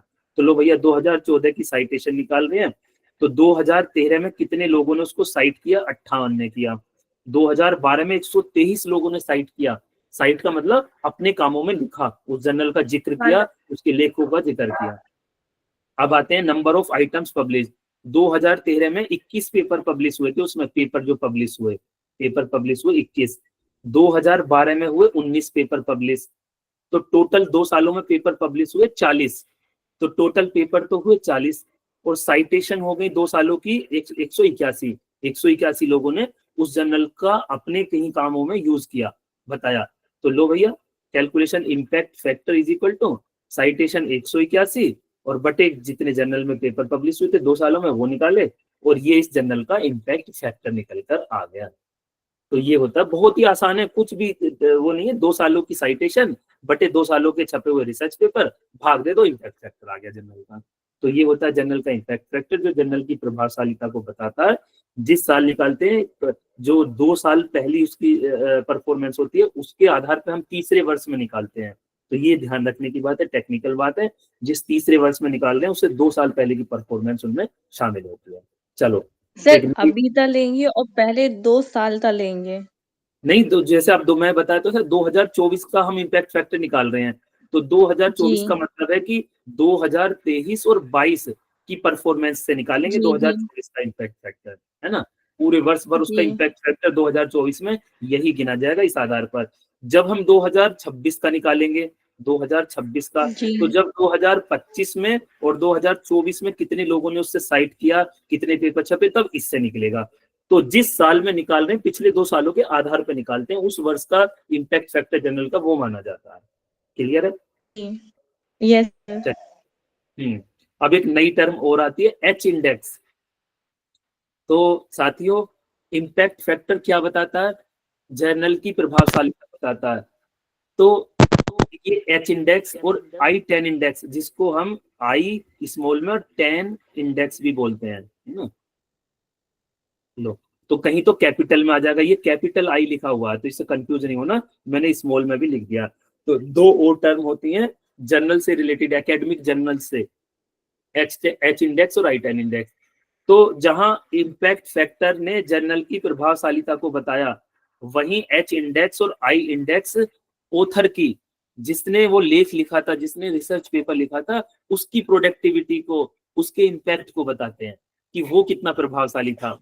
वो किसी रिसर्च पेपर में किसी रिसर्च जर्नल में किसी व्यक्ति के पर्टिकुलर इंडिविजुअली पेपर को कितनी जगह साइट किया गया, इससे पता चलता है कि वो ऑथर कितना अच्छा था, उसने कितने अच्छे से पेपर लिखा, कितना महत्वपूर्ण पेपर लिखा। तो ऑथर की जो प्रोडक्टिविटी और इम्पैक्ट जो इम्पैक्ट बताता है वो एच इंडेक्स और I इंडेक्स बताते हैं। तो ये दोनों अंतर में जोर इसलिए दे रहा हूँ कि आपको ये भी पता होना चाहिए कि जो इम्पैक्ट फैक्टर होता है वो जर्नल के लिए, और एच इंडेक्स और I इंडेक्स होते हैं राइटर के लिए। चलो, एच इंडेक्स क्या जी होता सर है? दोनों, हाँ बताइए, जी सर पूछिए। दोनों जो I10 है इंडेक्स, ये एक ही रिसर्च पेपर लेते रहा, मतलब एक ही लेथर लेते रहा इसको। दोनों को, एच इंडेक्स और I10 इंडेक्स? सर दोनों में क्या जी डिफरेंस जी है? जी सर। हाँ हाँ, दोनों में डिफरेंस अभी आएगा, थोड़ा धैर्य रखो। उत्सुकता देख के मुझे अच्छा लग रहा है, तो मुझे बात तो पूरी करने दो। तो measures both the productivity and impact of a scholar. अब आपका जो पेपर, रिसर्च पेपर छपा था किसी जर्नल में, तो उसकी प्रभाविता दो तरह से बताई जाती है। तो यानी आपकी पेपर की या आपकी प्रभावशालीता बताने के लिए दो विधियां यूज की जाती हैं, एक एच इंडेक्स, एक I10 इंडेक्स। यानी एक ही बात को दो तरीके से कहते हैं, अलग अलग, बहुत ज्यादा इसमें चक्कर में नहीं पड़ना। देखो उदाहरण के लिए, फॉर एग्जाम्पल, किसी ने कहा कि मयंक भाई का जो एच इंडेक्स है पेपर के लिए यूज किया गया, उनके रिसर्च पेपर के लिए एच इंडेक्स, वो ये सब बातें जर्नल की और ऑथर के, इन सब के बीच की बातें होती हैं, और ये फिर बताई जाती है कि मयंक भाई कहीं किसी इंटरव्यू में बताएंगे कि मेरा एच इंडेक्स इतना है, मेरा I10 इंडेक्स इतना है, तो तब बताई जाती है कि मैं कितने प्रभावशाली लेख लिखता हूँ, है ना। तो ये एच इंडेक्स का मतलब है एच इंडेक्स ऑफ 10।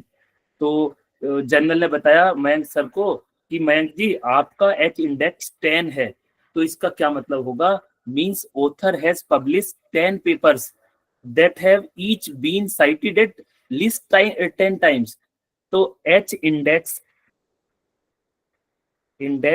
बताता है कि एच इंडेक्स 10, ये 5 भी हो सकता है, एच इंडेक्स 4 भी हो सकता है, 3 भी हो सकता है, 1 भी हो सकता है, कोई भी वैल्यू हो सकती है। उदाहरण के लिए हमने एच इंडेक्स 10 लिया, तो इस 10 का मतलब है कि कम से कम इस ऑथर ने 10 पेपर प्रकाशित किए हैं और एक पेपर के कम से कम 10 साइटेशन है। तो बहुत अच्छा माना जाता है कि कम से कम 10 तो इसके पेपर हो गए, 12 हो सकते, 15 हो सकते, पर एटलीस्ट 10 है। और हर एक पेपर के जितना एच इंडेक्स, उतने ही हर एक पेपर के इंडिविजुअली अलग अलग कम से कम उतने साइटेशन हो गए। बहुत अच्छा रेट माना जाता है एच 10 का, एच इंडेक्स का जो 10 है ना, होता नहीं है, वो कम ही रहता है सबका, इतने जल्दी से मिलती नहीं है। तो उदाहरण के लिए लिया, तो ये एच इंडेक्स क्लियर है कि किसी को ऑथर को कहा गया, मुझे कहा गया नितिन सर, किसी जर्नल ने मुझे बताया कि आपका एच इंडेक्स 5 है, एच इंडेक्स 5, तो इसका मतलब कम से कम मेरे 5 पेपर जो पब्लिश हुए, कहीं भी कहीं अलग हुए, जर्नल ने बताया, या साइटेशन और एच इंडेक्स देने वाली जो एजेंसीज होती है उन्होंने बताया कि आपका एच इंडेक्स 5 है। इसका मतलब मेरे ऊपर लेबल लगा है कि मेरे कम से कम 5 पेपर हैं, और हर एक पेपर के 5 साइटेशन है, कम से कम 6, 7, 8 भी हो सकते हैं, पर कम से कम 5 तो हैं हर के। ज्यादा 100 भी हो सकते हैं किसी रिसर्च पेपर के, पर 5 के 5 में 5 जरूर है सबके। तो ये एच इंडेक्स होता है। I10 इंडेक्स देख लेते हैं, है ना। लो, ये मैं डिटेल में भी लिख के लेके आया हूँ।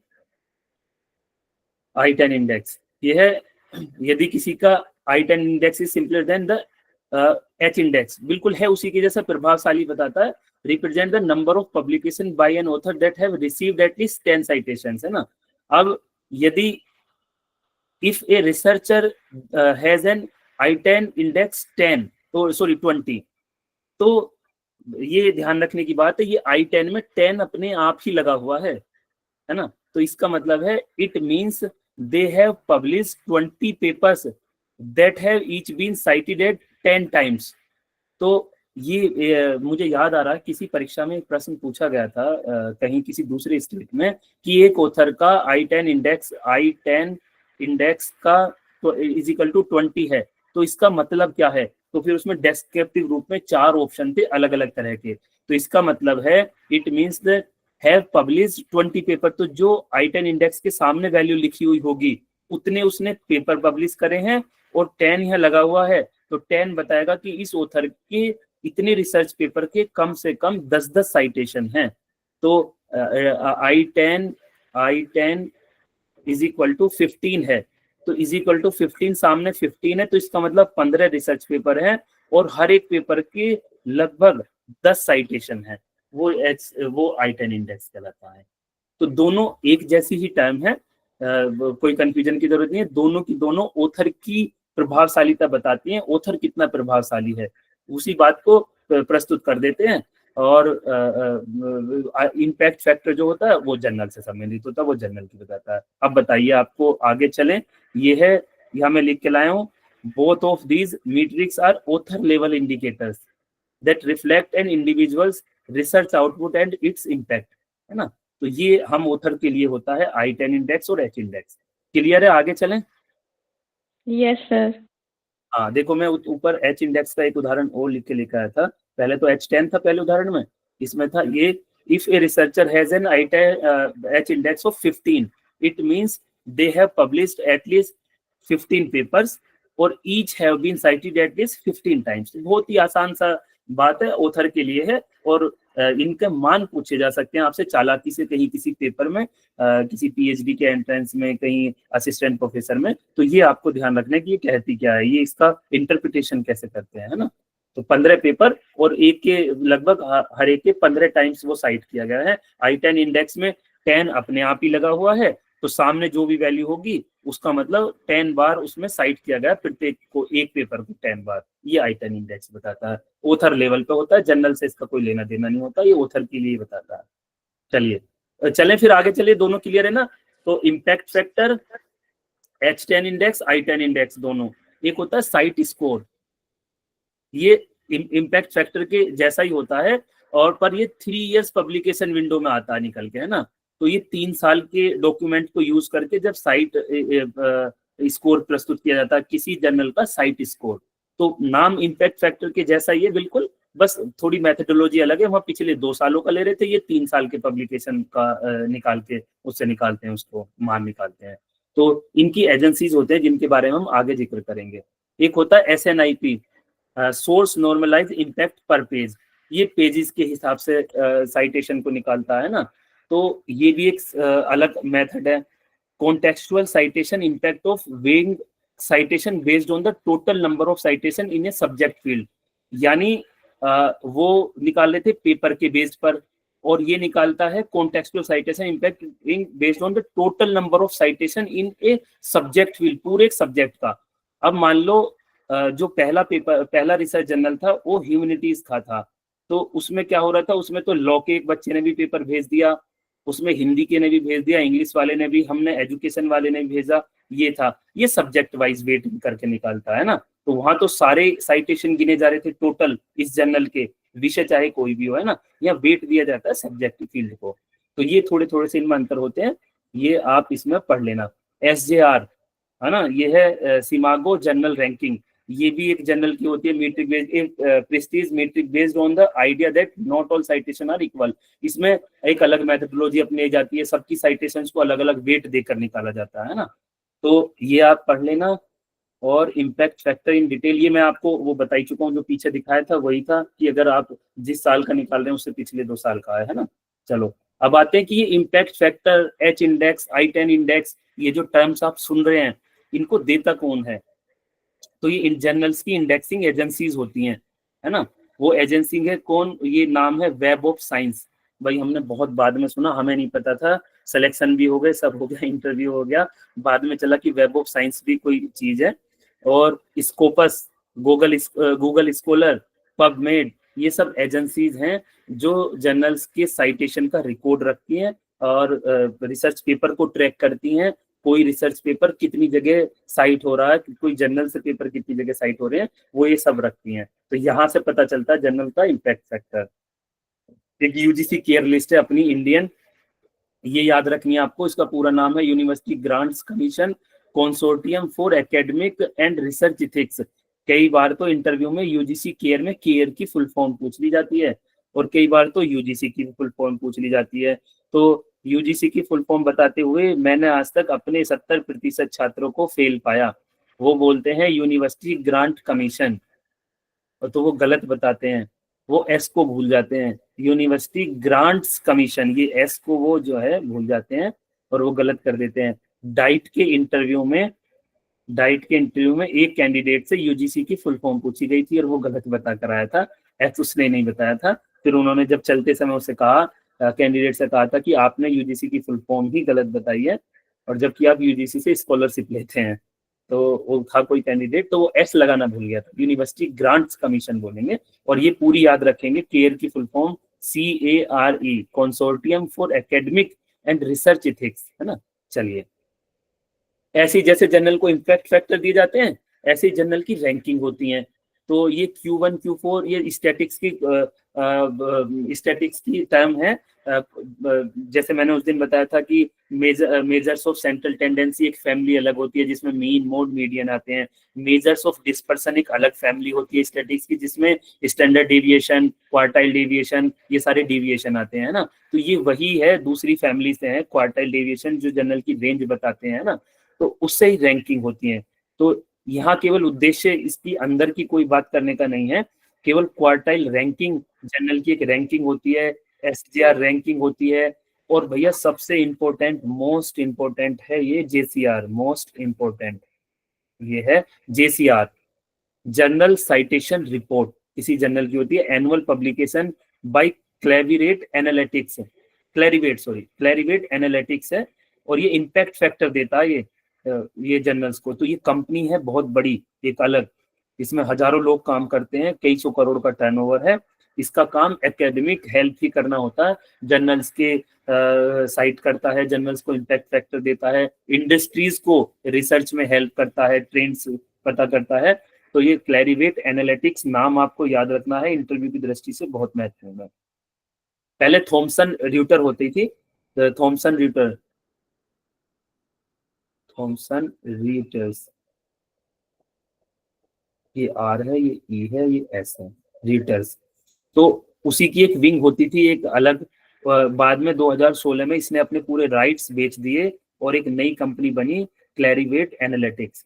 तो मेरे एक मित्र का एक कैंपस में सिलेक्शन हुआ था अभी 2 साल पहले। तो सिलेक्शन कमेटी ने उनसे पूछा था कि क्या आप जर्नल्स के बारे में जानकारी रखते हैं। उन्होंने कहा हाँ मैं रखता हूँ। तो उन्होंने पूछा कि बताइए जर्नल को जो इम्पैक्ट फैक्टर प्रदान करती है एजेंसी, उसका पुराना नाम क्या था और नया नाम क्या है। तो इत्तेफाक से वो जो मेरे मित्र वो अपना ही जर्नल निकालते हैं, एक एकेडमिक जर्नल, हम भी उसमें पेपर भेजते रहते हैं, तो उन्हें पता था। तो उन्होंने बताया कि पहले थॉमसन र्यूटर्स थी और अब उसका नाम बदलकर 2016 में क्लेरिवेट एनालिटिक्स हो गया है। ये जर्नल्स को जर्नल साइटेशन रिपोर्ट तैयार करती है, और किसी जर्नल को अगर अपनी इम्पैक्ट फैक्टर तैयार करवाना है तो उसे इससे संपर्क करना पड़ेगा, और ये उनके जर्नल्स को, उसके लेखों को ट्रैक करेंगे और जर्नल को इम्पैक्ट फैक्टर देंगे। चलिए, तो ये हुई थी बात अब तक जर्नल की रैंकिंग की, एजेंसीज की, और जो टर्म्स जर्नल्स के संदर्भ में प्रयुक्त होती है। अब आते हैं थोड़ा सा और आगे और जल्दी इसको निपटाते हैं। भाई आपको अच्छे रिसर्चर होने के नाते, और चूंकि इस लेक्चर का पिंडदान तब तक होगा नहीं जब तक आपको ये पता नहीं चलेगा कि एक अच्छे रिसर्चर को टूल्स क्या क्या आजकल चल रहे हैं उनका ना पता हो, डिजिटल टूल्स, AI टूल्स जो एकेडमिक रिसर्च में काम आते हैं। तो सामान्यतः हम सब रिसर्चर्स को, एक तो सबको ही पता है चैट GPT के बारे में पता है ना, चैट GPT, गूगल का एक अपना है जेमिनी के बारे में पता है, हम उनसे कुछ भी आर्टिकल्स लिखवा लेते हैं, अपने प्रश्न पूछते हैं, वो उत्तर दे देते हैं। इस प्रकार के आपको जनरेटिव AI के बारे में आपको नॉलेज है ना। आपको वो सबके लिए ओपन फॉर ऑल है, जो आपकी ओपन AI है, चैट जीपीटी, उसका कोई भी यूज कर सकता है, कोई बिजनेसमैन भी कर रहा है उसका यूज, कोई टीचर भी कर रहा है, हम भी कर रहे हैं ना, कोई भी किसी फील्ड का आदमी कर सकता है। लेकिन ये जो स्पेसिफिक टूल्स हैं इनका केवल एक एकेडमिशियन, एक रिसर्चर ही यूज करता है। तो ये भैया आपको पढ़ने हैं मेंडले।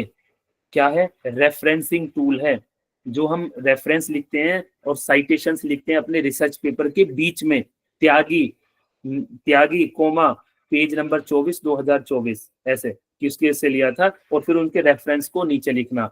तो वो जो हमारा काम एक आफत भरा होता है, ये टूल्स उसको बहुत आसानी से कर देते हैं।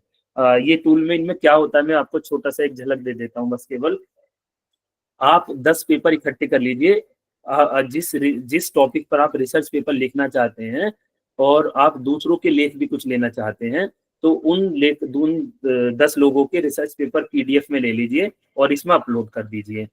आप उनके रिसर्च पेपर से बिना साइटेशन के, बिना किसी चीज के चोरी करते हुए कंटेंट अपने पेपर में डाल दीजिए। तो अपना पेपर भी आप इसमें डालेंगे, मेंडले में डालेंगे, और उन 10 साइटेशन वाले जो आपने 10 लोगों के जो आपने रिसर्च पेपर डाउनलोड करे थे वो भी इस पर अपलोड करेंगे। ये सॉफ्टवेयर अपने आप आपके रिसर्च पेपर में उस चोरी को जो आपने करी थी उसको डिटेक्ट करेगा, और जिस रिसर्च पेपर से वो लिया है उसको साइट कर देगा अपने आप ही। वो लिया आपने मयंक कोमा 2024 पेज नंबर 8 से लिया था, 8 से, वो अपने आप साइट कर देगा। तो आपका कितना काम आसान हो गया, आप प्लेजरिज्म से भी बच गए और आपने डायरेक्ट उठाया और लिख दिया। आपने वो जो आपको हाथ से लिखना पड़ता और बाद में रेफरेंसिंग करनी पड़ती, आपको तो कुछ करना ही नहीं पड़ा। तो ये रिसर्च में हेल्प करने वाले टूल है हमारे मेंडले, जोटेरो, एंड नोट। तो इनको बहुत अच्छी तरह से इनसे फैमिलियर हो जाइए। ये ग्रामरली, क्विलबोर्ड, आपने इनके नाम सुने। ग्रामरली तो बहुत ज्यादा ऐड भी आता रहता है, कई बार गूगल पे हम कुछ सर्च करते रहते हैं तो बार बार ग्रामरली का यूट्यूब पर ऐड आता रहता है ना। तो ये साइटेशन, राइटिंग, एडिटिंग, ये सारे काम करता है। प्लेजरिज्म भी चेक करते हैं ये ग्रामरली। तो इनके कुछ बेसिक वर्जन होते हैं। स्पार्क नाम की, हाँ? एक जेम्स स्पार्क नाम सर की ये भी एप्लीकेशंस है? हाँ, ये एप्लीकेशंस हैं, और ये वेब बेस्ड एप्लीकेशन भी है, और एंड्रॉइड का तो मुझे ध्यान नहीं आ रहा, पर वेब बेस्ड है। यानी वेब बेस्ड का मतलब सीधे गूगल में खुल जाती है और इनकी वेबसाइट खुलती है, उसमें अंदर लॉगिन करना पड़ता है। कुछ बेसिक जो फीचर्स होती हैं वो फ्री में यूज करने देते हैं ये एक लिमिट तक, फिर उसके बाद सब्सक्रिप्शन लेना पड़ता है इनका। तो फिर उसमें अंदर लॉगिन करना पड़ता है, तब आप किसी एक अंदर अकाउंट में जाते हैं, वहां अपना काम कर सकते हैं। तो वेब बेस्ड है ये सारी की सारी, है ना। और एक इनकी प्लगइन्स स्पार्क नाम की भी है ग्रामरली के साथ में, बहुत अच्छी है वो भी। बहुत अच्छी है। तो बहुत सारे हैं, ये बहुत तरह के नए नए तरह के हैं। मैं तो मेन लाया हूँ जो क्वेश्चंस में पूछ ली जाती हैं। तो बहुत अच्छे अच्छे तरह के, अलग अलग तरह के हैं, आप उन्हें देख लें, है ना। तो ये एंड नोट, जो टेरो, इनकी कई बार वो लेनी पड़ जाती है सब्सक्रिप्शन। तो मेरे यहाँ इस लेक्चर का उद्देश्य ये है कि ये भी आपसे छूटे ना, आपको पता होना चाहिए। रेफरेंस मैनेजमेंट टूल होते हैं, रिव्यू ऑफ रिलेटेड लिटरेचर का सिंथेसाइज करने के लिए भी टूल आते हैं, इन्हीं के माध्यम से भी हो जाती है कि आप जो इतनी मेहनत से लिखते हैं। हाँ सर, इससे क्वेश्चन कैसे बनते हैं पेपर में? निम्न में से कौन एक रेफरेंस मैनेजमेंट टूल नहीं है? तो रेफरेंस, वो उसमें किसी सॉफ्टवेयर का नाम डाल देगा और 3 ये डाल देगा। तो चूंकि ओड मैन आउट करना है, यदि आपको पता है मेंडले, जोटेरो, एंड नोट आपको पता है, तो तभी आप उस ओड मैन आउट को पता कर पाएंगे कि यार ये 3 तो हमने पढ़े हैं, इनसे रेफरेंस मैनेजमेंट होते हैं, ये चौथा ही नहीं है इसका मतलब। तो ये पता होने जरूरी है। एक अच्छे रिसर्चर के नाते आपको इन टूल्स के बारे में पता होना चाहिए। ठीक है, चलिए। जैसे स्टैटिकल कैलकुलेशन करने के लिए SPSS का पता होना चाहिए, statistical package for social sciences, एक सॉफ्टवेयर होता है और बहुत ही अच्छी और जल्दी कैलकुलेशन कर देता है SPSS, है ना। तो statistical package for social sciences. चलिए, तो ये सब टूल है।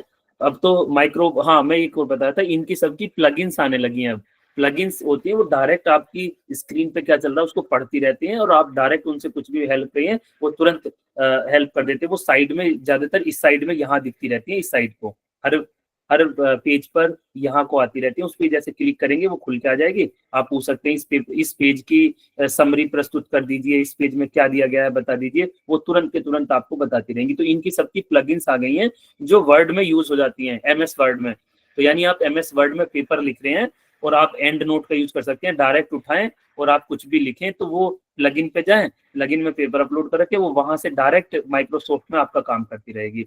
तो यदि आप कई बार वेब बेस्ड एप्लीकेशन में अंदर ना जाना चाहें, कोई भारी भरकम काम ना करना चाहें, तो सब्सक्रिप्शन लेने के बाद इनकी प्लगइन्स को माइक्रोसॉफ्ट ऑफिस में ऐड कर लें। अंदर प्लगइन्स का ऑप्शन आता है, आज जाकर देखना माइक्रोसॉफ्ट में, वर्ड में जहां आप टाइप करते हैं ऊपर ही प्लगइन का ऑप्शन आता है, उसमें प्लगइन आ जाती है और वहीं डायरेक्ट काम करते रहते हैं आप। तो आपको बार बार छोड़ के वेबसाइट पर नहीं जाना पड़ेगा, वहीं से ही वो सारा काम करते रहेंगे। तो ये भी आपको बताना जरूरी मैं समझ रहा था। चलिए साथियों, प्लेजरिज्म के जो टूल है चेक करने के, इनके कुछ के नाम आपको जरूर पता होने चाहिए। तो सबसे ज्यादा तो मेरे नाम वाला यूज होता है, यदि इसमें TUR के बाद डैश लगा दो तो NITIN नितिन बनेगा, है ना। तो टर्निटिन सबसे ज्यादा यूज होने वाला सॉफ्टवेयर है। भारत सरकार का ऑथेंटिक जो लाइब्रेरीज को, इन्फ्लिनेट्स को जो सॉफ्टवेयर दिया गया है वो भारत सरकार ने, उसका नाम है उरकुंड। और उरकुंड का नाम बदल दिया गया है, अभी नाम बदलकर हाल फिलहाल इसका कर दिया है ओरिजिनल्स। तो ओरिजिनल्स की जगह अवरिजिनल्स कर दिया गया है ना, तो ये अवर हो गया, अवर ओरिजिनल्स। तो ये ध्यान रखने की बात है ना। तो उरकुंड का नाम बदल दिया गया और ओरिजिनल इसका नाम कर दिया गया है। इसके अलावा और भी बहुत सारे सॉफ्टवेयर है, कॉपी स्पेस है, प्लेग स्पेस है, ग्रामरली भी करती है, क्विलबोर्ड भी करता है, पर मेन आपको टर्निटिन और उरकुंड ये दो नाम तो याद रखने। इनके बाद में ऑथेंटिकेट, ये भी बहुत ज्यादा यूज होता है, ये भी याद रखना है। तो इनसे हम प्लेजरिज्म चेक करते हैं। और कुछ फ्री टूल्स होते हैं जो इंटरनेट पर आपको कुछ वर्ड तक फ्री चेक करने के लिए देते हैं, जैसे डुप्ली चेकर है, तो ये मैं बहुत यूज करता हूँ। तो मैं दिखाता हूँ आपको, मेरी स्क्रीन विजिबल है आप सबको? Yes sir. हाँ, तो ये मैंने कोई यस सर। ये वेबसाइट खोली और मैंने यहाँ से ये चीज चुरा ली, इतनी सारी मैंने ये चुराई यहाँ से और अपने किसी काम में मैंने ले ली है, और उसके बाद में मैंने किसी रिसर्च जर्नल में भेज दी। तो रिसर्च जर्नल वाले गए डुप्ली चेकर पर और उन्होंने मेरे इस पूरे पेपर को यहाँ कर दिया पेस्ट। और यहाँ पेस्ट करने के बाद में, और ये फाइल से भी हो सकता है, जैसे पूरा रिसर्च पेपर तक चूज फाइल जो लिखा हुआ आ रहा है, तो चूज फाइल करके पूरा अपलोड हो जाएगा, पूरा हो सकता है। URL से भी हो सकता है, कोई वेबसाइट के एड्रेस यहाँ कर सकते हैं ना। तो नीचे जाइए, I am not a robot, और करते हैं इसका फ्लैग चेक। मैं चोरी करके लाया था किसी का, ना मैंने उसको कोई साइट किया, ना ही मैंने उसको कोई क्रेडिट दिया उसका। तो ये प्लेगरिज्म, इसका स्कैनिंग हो गई है शुरू। थोड़ा करते हैं वेट, अब ये आ गई है इसकी रिपोर्ट। ये आपको रिपोर्ट दिख रही है इसकी, ये प्लेगरिज्म की, ये देखिए, ये 100% प्लेगरिज्म है इसमें, और यूनिक 0% है। तो इस तरह से ये बता देता है, और ये सोर्स के सहित भी बताता है, सोर्स भी बता देता है ये आपने कहाँ से ली है, ये पूरी की पूरी चीज है ना।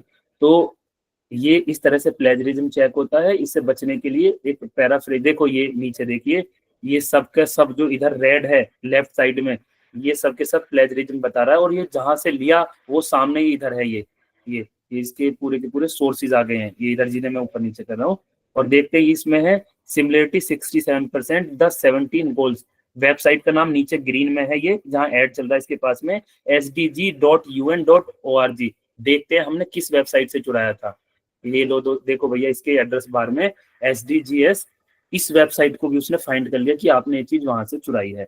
तो इस तरह से फ्रीज वाले से आप अपना काम करते हुए 1,000 वर्ड तक खुद चेक करते हुए चले जाएं कि मेरे इस काम में प्लेजरिज्म कितना आ रहा है, मैंने किसी का कितना काम चुराया है, तो इसमें क्या मॉडिफिकेशन हो सकते हैं।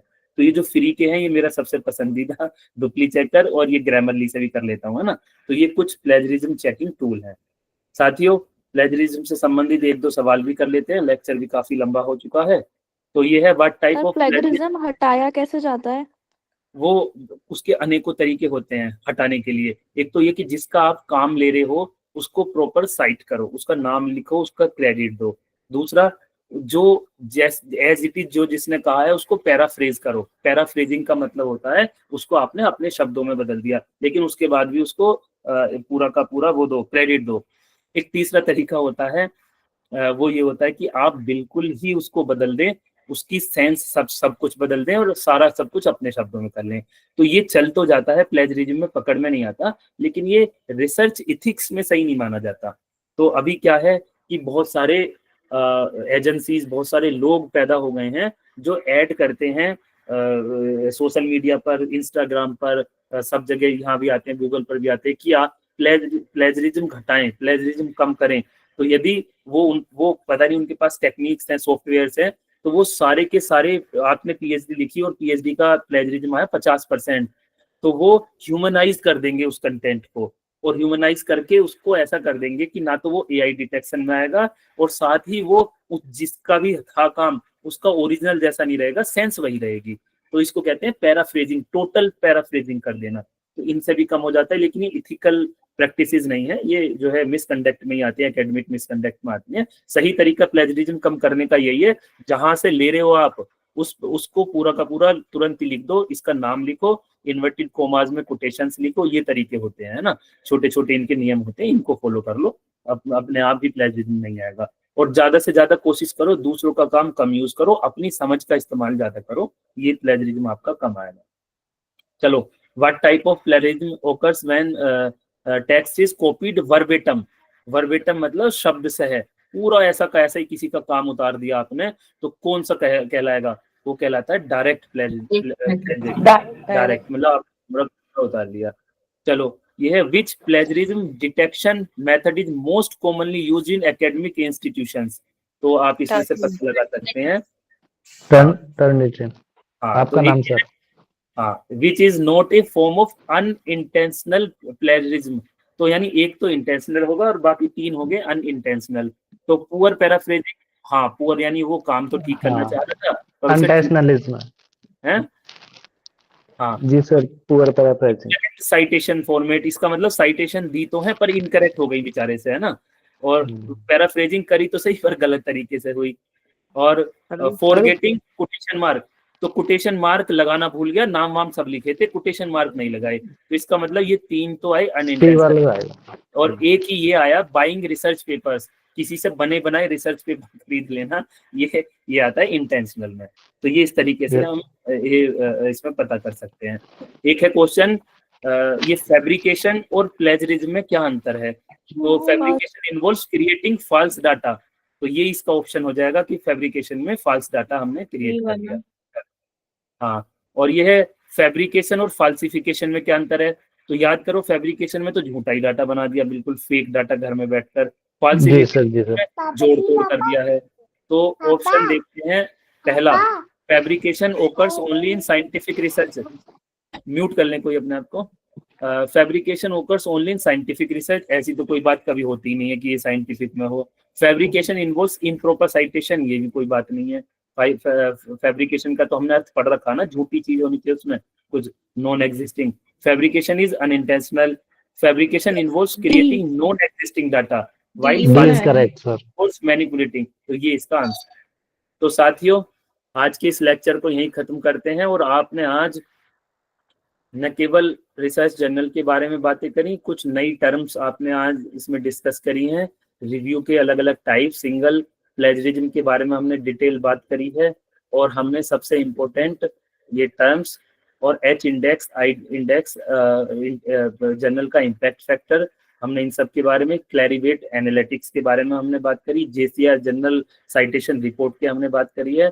तो इन सब के साथ आज का लेक्चर समाप्त करते हुए मैं आपसे ये कहना चाहूंगा कि इस लेक्चर को दोबारा सुन लेना, हालांकि एक बार में ही आपने अच्छे से कर लिया होगा तैयार, और जब भी भविष्य में कोई परीक्षा देने आप जाएंगे तो बिना बात के, बिना कुछ करे और इंटरव्यू देने जाएंगे, मेरे कहने से इसको पढ़ के जाना। ये वो लेक्चर है जब आपको इंटरव्यू बोर्ड में कोई एक्सपर्ट चालाकी के साथ डिमोरलाइज करने के लिए, आपके मुंह को बंद करने के लिए एक क्वेश्चन पूछेगा आपसे कि जेसीआर क्या होता है और कौन देता है, और वो बहुत आश्वस्त होगा, खुश होगा कि इस पे ये बच्चा धराशायी हो जाएगा, बिल्कुल इसे कुछ नहीं पता होगा, क्योंकि आमतौर पर तैयारी करने वाले बच्चों को इन टर्म्स का पता ही नहीं होता, हमें भी बहुत बाद में पता चली। और आप उससे बताएंगे कि जी जेसीआर जनरल साइटेशन रिपोर्ट होती है और क्लैरिवेट एनालिटिक्स एक एजेंसी है वो देती है, और उससे जर्नल का इम्पैक्ट फैक्टर निकाला जाता है। बस आपका ये बताना होगा, वो बाद में औरों से भी ये कहेगा कि चाहे इस पे 2 क्वेश्चन ना बताए गए हो, बहुत होशियार बच्चा है, इसने जेसीआर बता दिया, इम्पैक्ट फैक्टर बता दिया, इसका मतलब इसने बहुत तैयारी करी है, इसको चीजें पता है। तो साथियों, यही वो चीजें होती हैं जो और लोगों से आपको अलग बनाती हैं। तो मैं आज के इन सब शब्दों के साथ आज के इस लेक्चर को यहीं समाप्त करता हूँ, और मैं मंच को देता हूँ मयंक भाई को। बहुत तेजी बहुत जी। धन्यवाद सर। अभी भी अगर कोई विद्यार्थी कोई प्रश्न पूछना चाहे तो स्वागत है। पेशाब करवाने का भैया वहीं तो बैठा। किसी का सर क्या मेरा क्वेश्चन सर नितिन सर से है। हाँ विजय। जी सर क्या जैसे मान लिया कोई रिसर्चर जिस फील्ड में रिसर्च कर रहा है उसी टॉपिक पे मान लिया उसको वैसे करनी थी 10 दिन में, और वो पेपर पब्लिश करने के लिए 2 दिन स्कूल में गया और उसने उसी टॉपिक पे एक स्टडी करी और रिजल्ट निकाल लिया, क्या वो उस पे पेपर पब्लिश कर सकता है? हाँ वो नेचर पर निर्भर करता है, जरूरी नहीं है कि, पर सामान्यतः वो कैसा रिसर्च है। मान लो वो ये जानना चाहता है कि कक्षा 9 के बच्चों का एनवायरमेंटल एजुकेशन की प्रति एटीट्यूड क्या है, तो वो कक्षा एक स्कूल में गया, रिसर्च पेपर ही तो लिख रहा है छोटा, उसने एक स्कूल के जो कि सेलेक्ट किया होगा रैंडम सैंपलिंग से, कक्षा 9 के सारे बच्चे लिए, उन पे टेस्ट दिया और अपने 4 दोस्त बुलाए, 4 साथी बुलाए, सबसे कहा कि सब बैठ जाओ मेरे साथ, पेपर का रिजल्ट निकालो। उन्होंने पेपर का रिजल्ट निकाला, एनालिसिस करा और इस एटीट्यूड स्केल के हिसाब से उन्होंने रिजल्ट निकाल दिया। तो नेचर पे डिपेंड करता है। अब मान लो कोई आप ये देखना चाहते हैं कि किसी एक टीचिंग मेथड का बच्चों की अचीवमेंट पर क्या फर्क पड़ता है, तो 1 या 2 दिन में टीचिंग मेथड की इफेक्टिवनेस पता नहीं चल सकती, तो कम से कम 7 दिन 8 दिन चाहिए, है ना, तो वो उससे पता चलता है। लेकिन यदि कोई ऐसा करके कर रहा है तो ये तो होते हैं एकेडमिक मिसकंडक्ट। और इथिक्स की जो बात आती है वो यही आती है कि भाई आपको जल्दबाजी करके कुछ अपना फायदे के लिए, ये इसमें फायदा आ रहा ना आपका कि 2 दिन में अगर आपका रिसर्च पेपर छप जाएगा तो आपकी पीएचडी जमा हो जाएगी, आपका प्रमोशन में लाभ मिल जाएगा, तो ये सब एकेडमिक मिसकंडक्ट में आते हैं। हमें नहीं करने चाहिए काम, हमें जो प्रॉपर समय जिसको देना है, जितना लगना उतना करना चाहिए। सर प्रणाम, मनीष त्रिपाठी बोल रहा हूँ। हाँ मनीष जी। सर अभी डीयू का एक फॉर्म मैंने डाला था तो उसमें सर ये जो मेरा जनरल कुछ था पीयर रिव्यूड था। केयर लिस्टेड ही माने होंगे उसमें, केवल नंबर है ना। हाँ जी सर, जी सर। तो ये पीयर यूजीसी केयर लिस्ट और स्कोपस ही क्यों काउंट हो रहा है, पीयर रिव्यूड नहीं हो रहा है सर, ऐसा क्या ये है? जो यूजीसी केयर लिस्ट आई है, ये जर्नल बहुत सारे छपे हुए हैं दुनिया, मतलब बाजार में आप जाओ तो बहुत तरह के जर्नल्स आते हैं जिनमें ना तो पीयर रिव्यू, कोई कमेटी नाम के लिए तो होती है जर्नल में लिखी हुई है, लेकिन हमारे जानने वाले, हमने कहा कि जी पेपर छपना है हमारा, अरे त्यागी जी पेपर भेजिए, और बिना किसी से रिव्यू कराए त्यागी जी का पेपर अगले दिन ही या 2 दिन में या अगले अंक में छाप दिया। तो ये ऐसे जो रिसर्च जर्नल्स हैं इनको यूजीसी ने अलग किया और अपने इंडिया में एक लिस्ट तैयार की, केयर की मैंने आपको फुल फॉर्म अभी दिखाई थी, और उसमें क्राइटेरिया बना रखे हैं कि रिसर्च पेपर के इतने साइटेशन होने चाहिए, इतने लोगों द्वारा उसका सब्सक्रिप्शन होना चाहिए या संस्थाओं द्वारा होना चाहिए, ऐसा इस तरह के क्राइटेरिया हैं। तो वो अच्छे स्तरीय जर्नल हैं। तो उसने डीयू ने क्या किया कि जो यूजीसी केयर लिस्टेड जर्नल है, यानी स्तरीय जर्नल है, जिनकी रेपुटेशन बहुत है, जिनके इम्पैक्ट फैक्टर बहुत हाई हैं, साइटेशन बहुत हाई हैं, उन सबके ही केवल जर्नल्स के छपे पेपर्स को माना, उसने नहीं माना। हाँ मैं आपसे ये कहना चाहता हूँ कि यूजीसी केयर लिस्ट में यदि पेपर नहीं, कोई जर्नल नहीं मिल रहा है तो फिर ऐसा जर्नल ढूंढिए, ये रेफर्ड जर्नल हो या पीयर रिव्यूड हो, जिसका इम्पैक्ट फैक्टर क्लैरिवेट एनालिटिक्स ने निकाला हो। मान लो मैं और मयंक भाई एक जर्नल निकाल लेते हैं और यूजीसी अपनी केयर लिस्ट में उसको शामिल नहीं कर रहा, और हम अपने व्यक्तिगत प्रयासों से क्लैरिवेट एनालिटिक्स से संपर्क करते हैं कि जी हमारे जर्नल की आप साइटेशन रिपोर्ट और इम्पैक्ट फैक्टर निकालो, और वो हम दोनों उसको पैसा देके अपने ईमानदारी से निकलवाते हैं, उसका इम्पैक्ट फैक्टर 6 आता है, 8 आता है, 10 आता है। तो जिसका क्लैरिवेट एनालिटिक्स ने निकाला है उसके पेपर के, चाहे वो यूजीसी केयर लिस्ट में नहीं है, उसके पूरे अंक मिलेंगे। यूजीसी के रेगुलेशन 2018 को आप पढ़िएगा, उसमें स्पष्ट लिखा हुआ है, उसमें केयर का कहीं जिक्र ही नहीं है, यूजीसी केयर शब्द ही नहीं है यूजीसी इसमें ऑर्डिनेंस 2018 में, उसमें लिखा हुआ है पीयर रिव्यू या रेफरीड जर्नल और इम्पैक्ट फैक्टर बाय थॉमसन र्यूटर। तो उसमें थॉमसन र्यूटर वर्ड लिखा हुआ है कि यानी आपका अगर पीयर रिव्यूड जर्नल है और थॉमसन र्यूटर ने उसमें इम्पैक्ट फैक्टर निकाला है तो आपके नंबर पूरे मिलेंगे, बेशक केयर लिस्टेड नहीं है। क्लियर है? तो वो सर कहाँ जाके देखेंगे? वो उसके, अब ये वन नेशन वन सब्सक्रिप्शन अब आने वाली है, इसमें आप देख पाएंगे, वरना क्लैरिवेट एनालिटिक्स में आपको अकाउंट बनाना पड़ता है और वो जर्नल ढूंढने पड़ते हैं जिनके इम्पैक्ट फैक्टर हाई है और उन्हीं के द्वारा दिए गए हैं। फिर आप उस जर्नल से संपर्क करते हैं और उस जर्नल में फिर रिसर्च पेपर भेजते हैं, तो वो बाद में आपको चलेगा पता। फिलहाल आप यूजीसी वालों में छाप सकते हैं। यूजीसी केयर लिस्ट की वेबसाइट है ugccarelist. उस पर पुणे यूनिवर्सिटी की, वहां जाएंगे, वहां से अपने विषय में देखेंगे कौन कौन से जर्नल हैं जो यूजीसी ने शामिल कर रखे हैं, आप उन जर्नल्स को भेज सकते हैं संपर्क करके, है ना। धन्यवाद सर। हाँ। और सर कोई साथी? नमस्ते सर। हाँ जी। नमस्ते जी। कह रहे थे सर वो थोड़ा सा सांख्यिकी वाला नहीं बताया सर, जो मीडियन और उसका वो कुर्टोसिस लेक्चर स्टीनस। चलेगा आपका, वो चूंकि बहुत सारे साथी नहीं है गैप में इसमें, तो सबसे पहले मैं वो पूरा कर रहा हूँ जो आपका फर्स्ट पेपर में है। अब जैसे कल आपका ये पूरा हो जाएगा, और कल ही आपका सांख्यिकी का एक छोटा पोर्शन मैं लेक्चर तैयार करके रखूंगा। बेसिक लेक्चर होगा, सभी के लिए समान रूप से लाभकारी होगा, है ना। तो वो बाद में होगा आगे, अभी पहले ये तो हो जाए। हेलो धन्यवाद सर। सर। हाँ निशा, हाँ नमस्कार नमस्कार। सर। मैं ये जानना चाहूंगी, जैसे इम्पैक्ट फैक्टर के बारे में आपने बताया, तो जैसे हमें इम्पैक्ट फैक्टर को देख के पता लग जाए तो वो कितना होना चाहिए जो बेटर हो, मतलब उसके हिसाब से? बेटर तो वो 2-3 से शुरू हो जाता है। यूजीसी का रेगुलेशन 2018 आप गूगल से डाउनलोड कर, तो उसमें लगभग 20 से पेज में आएगा नीचे, तो उसमें जर्नल के इम्पैक्ट फैक्टर और कितने अंक वो लिख रखे हैं। तो जो अच्छा माना जाता है वो 5 से ऊपर माना जाता है, 15 नंबर मिलते हैं। यदि किसी जर्नल के ऊपर लिखा हुआ है कि इम्पैक्ट फैक्टर 5.25 यानी 5 से ज्यादा है, और आप अपना रिसर्च पेपर उसमें भेजते हैं, तो 15 अंक एपीआई के मिलेंगे, और वो माना जाएगा अच्छा पेपर, अच्छा जर्नल की 5 से ज्यादा इम्पैक्ट फैक्टर। क्लियर है? बहुत बढ़िया सर। हाँ। ये क्लियर हो गया सर, हाँ। Thank you so much. और इतनी जानकारी मिली आज के लेक्चर में सर। हमने कोर्स वर्क में भी पढ़ाई की है, लेकिन इतना डीपली नहीं पढ़ा जैसे आपने अब हमारी क्लास लगा रहे हो। जबकि मैं रिसर्च स्कॉलर हूँ, लेकिन थैंक्स सर हैं, मैंने ऐसी धन्यवाद के पढ़ाई बाद। आज तक नहीं पढ़ी। हाँ ma'am sir, thank Thanks, you sir. So much. ऐसी जानकारी सर ज्ञान दिया कहीं नहीं मिली। Thank you Manish, sir. हम थैंक तो यू। हमेशा आभारी रहेंगे सर, हम तो हमेशा आभारी रहेंगे आपके। अब मिले गुरु जाके। बहुत अच्छे, thank you sir. Sir Mayank sir का और नितिन सर का बहुत बहुत आभार। थैंक यू विजय।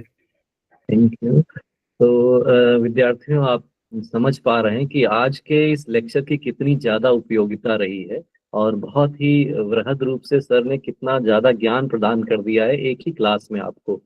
तो ये सर का व्यक्तित्व ही है, ये सर का ज्ञान ही है कि वो कुछ भी छिपाना नहीं चाहते, सब कुछ आपको बताना चाहते हैं। बहुत से शिक्षक हैं, एक हमारे मित्र हैं, मैं नाम नहीं लेना चाहूंगा, लेकिन वो ये अक्सर कहते हैं कि आप सब कुछ कैसे विद्यार्थियों को दे सकते हैं, फिर आप दोबारा पढ़ाना होगा तो आप फिर वही पढ़ाओगे।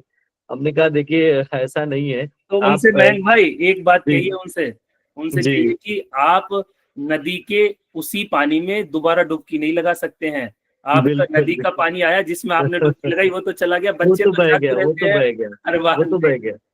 वही सर ने लास्ट ईयर भी क्लास ली थी और इस पे ही ली थी, लेकिन मुझे याद है इस बार का जो लेक्चर है बहुत ज्यादा अपग्रेड है उस लेक्चर से। Thesis and article writing sir आपने पिछले साल इसी पे टॉपिक पे आपने लेक्चर लिया था, और मैं अभी देख रहा था कि वो लेक्चर और इस लेक्चर में बहुत ज्यादा डिफरेंस है। तो इस लेक्चर में इतना ज्यादा आपको चीजें मिल गई हैं कि वास्तव में ये गागर में सागर भरने वाला लेक्चर है। इसमें आप बहुत बृहद रूप से लाभान्वित हुए हैं। और विद्यार्थियों, मैं आपको अवगत करा दूं नितिन सर कि हमारी एक पीयर रिव्यूड रिसर्च जर्नल है वीथिका नाम से, जो कि 15 साल से हम लोग चला रहे हैं। हमारे बड़े भाई डॉक्टर मंजुल त्रिवेदी जी, जो कि असिस्टेंट प्रोफेसर हैं बीएसएनवी पीजी कॉलेज लखनऊ में, तो हम लोग मिलकर के 15 साल से 2009 से हमारी रिसर्च जर्नल वो प्रकाशित हो रहा है। और कोई ज्वाइन करना चाह रहा है, ठीक, तो वो 15 साल से हमारा, और हमारा सर इम्पैक्ट फैक्टर 6+ है। तो अगर कोई रिसर्च स्कॉलर या कोई भी आप शोधकर्ता अगर अपना आर्टिकल उसमें देखना चाहेगा, हाँ उसमें अगर प्रकाशित कराना चाहता है तो वो बिल्कुल उसका स्वागत है। और प्रतिवर्ष हम लोग उस रिसर्च जर्नल को निकालते हैं, और हमारी जो टीम है सर वो यूजीसी की काफी गाइडलाइन में है? यूजीसी केयर की लिस्ट एक गाइडलाइन में अलग है सर? यूजीसी सर ने अभी बताया ना कि यूजीसी केयर लिस्टेड जर्नल अलग होते हैं, पीयर रिव्यूड या रिफरीड जर्नल अलग होते हैं। यूजीसी केयर लिस्ट नाम ऑर्डिनेंस में है ही नहीं। वो जरूरी नहीं है कि आपका जर्नल यूजीसी केयर लिस्ट में हो, वो जरूरी नहीं, उसका इम्पैक्ट फैक्टर अच्छा होना चाहिए। Okay sir. तो बिल्कुल सर, कुछ विश्वविद्यालय ऐसे हैं जो दो रिसर्च जर्नल छपवाना चाहते हैं, रिसर्च पेपर वो कंपलसरी कर रखेंगे केयर लिस्ट में होना चाहिए। कई यूनिवर्सिटीज ऐसे हैं जो पीएचडी कंप्लीट करने के लिए 2 रिसर्च जर्नल वो जो यूजीसी केयर लिस्ट में है उसमें होना चाहिए उनका आर्टिकल, तभी वो कंसीडर कर रहे हैं। तो अगर आप पीयर रिव्यूड में छपवाना चाहते हैं तो हमारा पीयर रिव्यूड में है। यूजीसी केयर लिस्ट के भी लिए भी हमारा कई बार नाम गया है, वो अभी आगे प्रोसेस की बात है कि कंसीडर कब होगा।